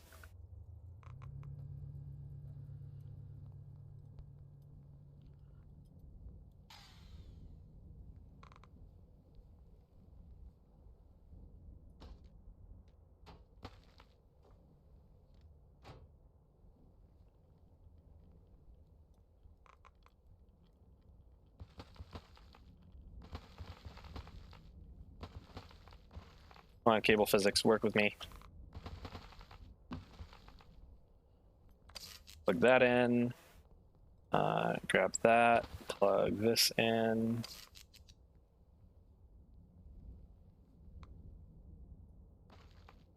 That out of the way.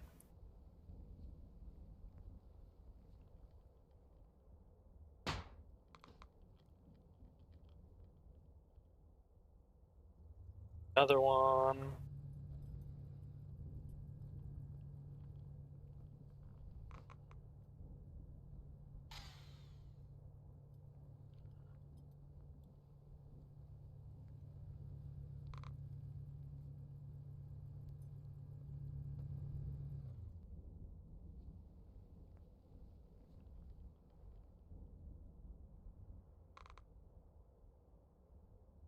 Next, we are going to need another one of these, but we're out of aluminum and iron.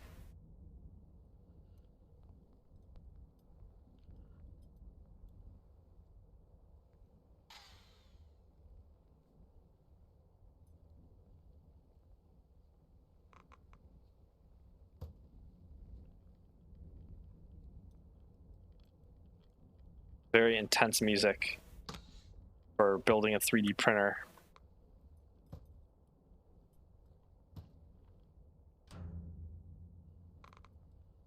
All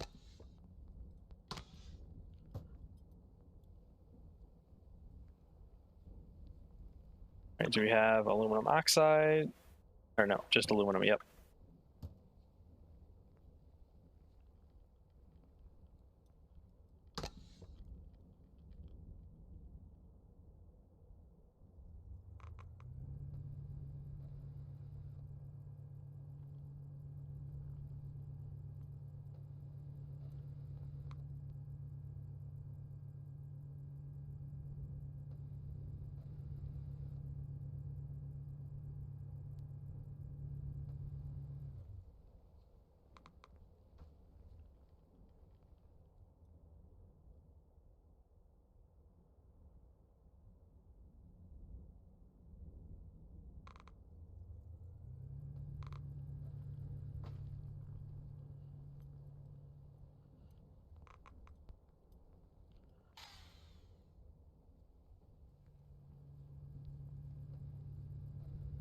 This is thrilling, isn't it?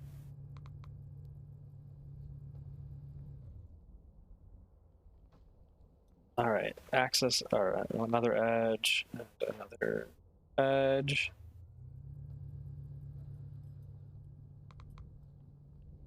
So in a bit, we'll have 2 printers online, although I don't know how much that's going to actually help us in terms of speed, because we might just be using that one only. And I wonder if we're actually going to have the space to make it work. But we need a access panel, and we need more silicon oxide for that.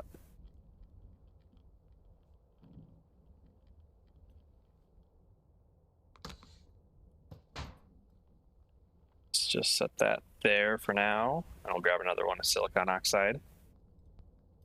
Should be silicon dioxide, I think.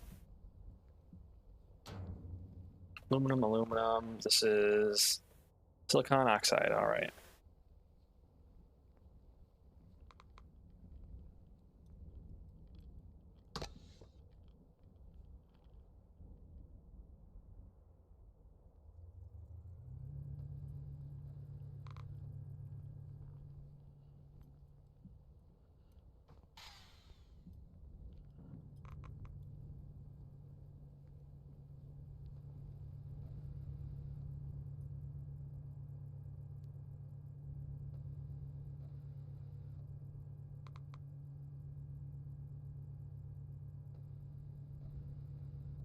Oh, I wonder if it'll actually tell me.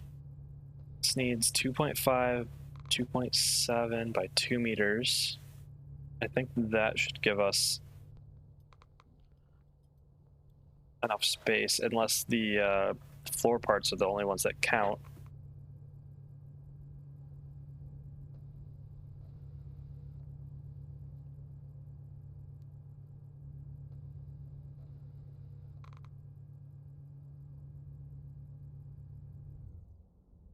God, that one took forever.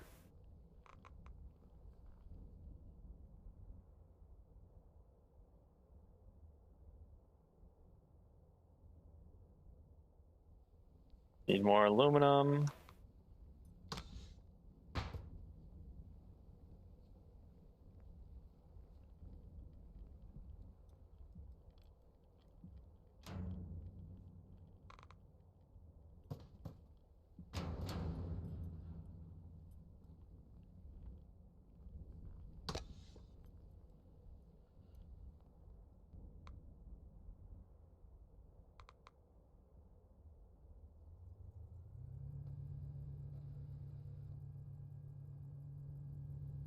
Anywhere I can put this? Don't think so.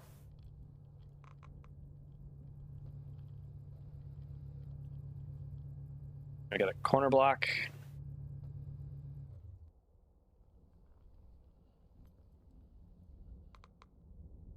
And we're out of iron.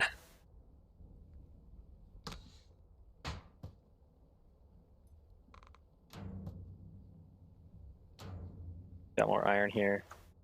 All right. I think I want to try to online this printer and then call it. I'm too stubborn to quit before we get this printer ready.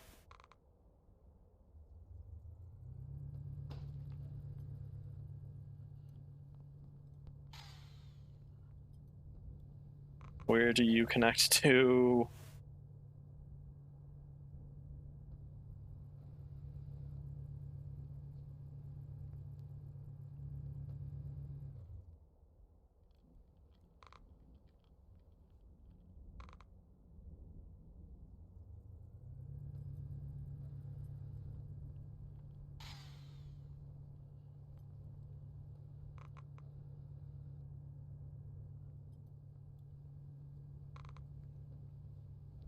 Should connect here, right?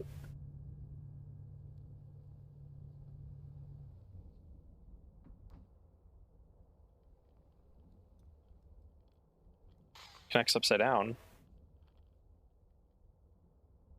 Missing panels and edges, so yeah, it doesn't matter yet. Need 2 more of those.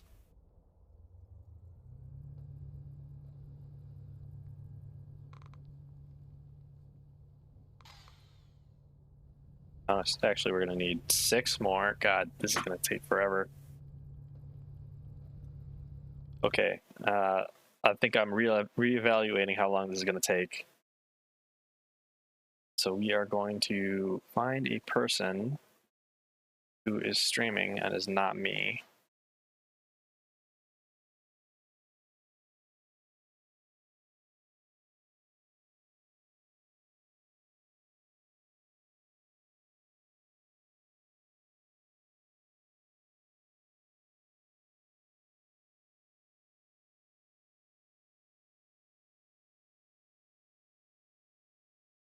All right, looks like River is streaming, so let's send him a nice raid.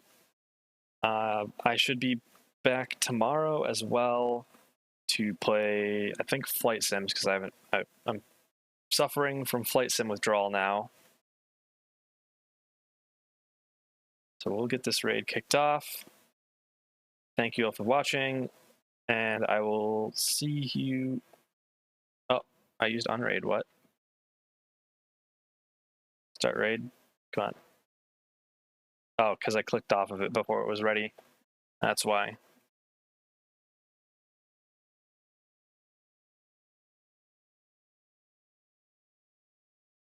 All right. Thank you again all for watching, and I will see you next time. Bye-bye.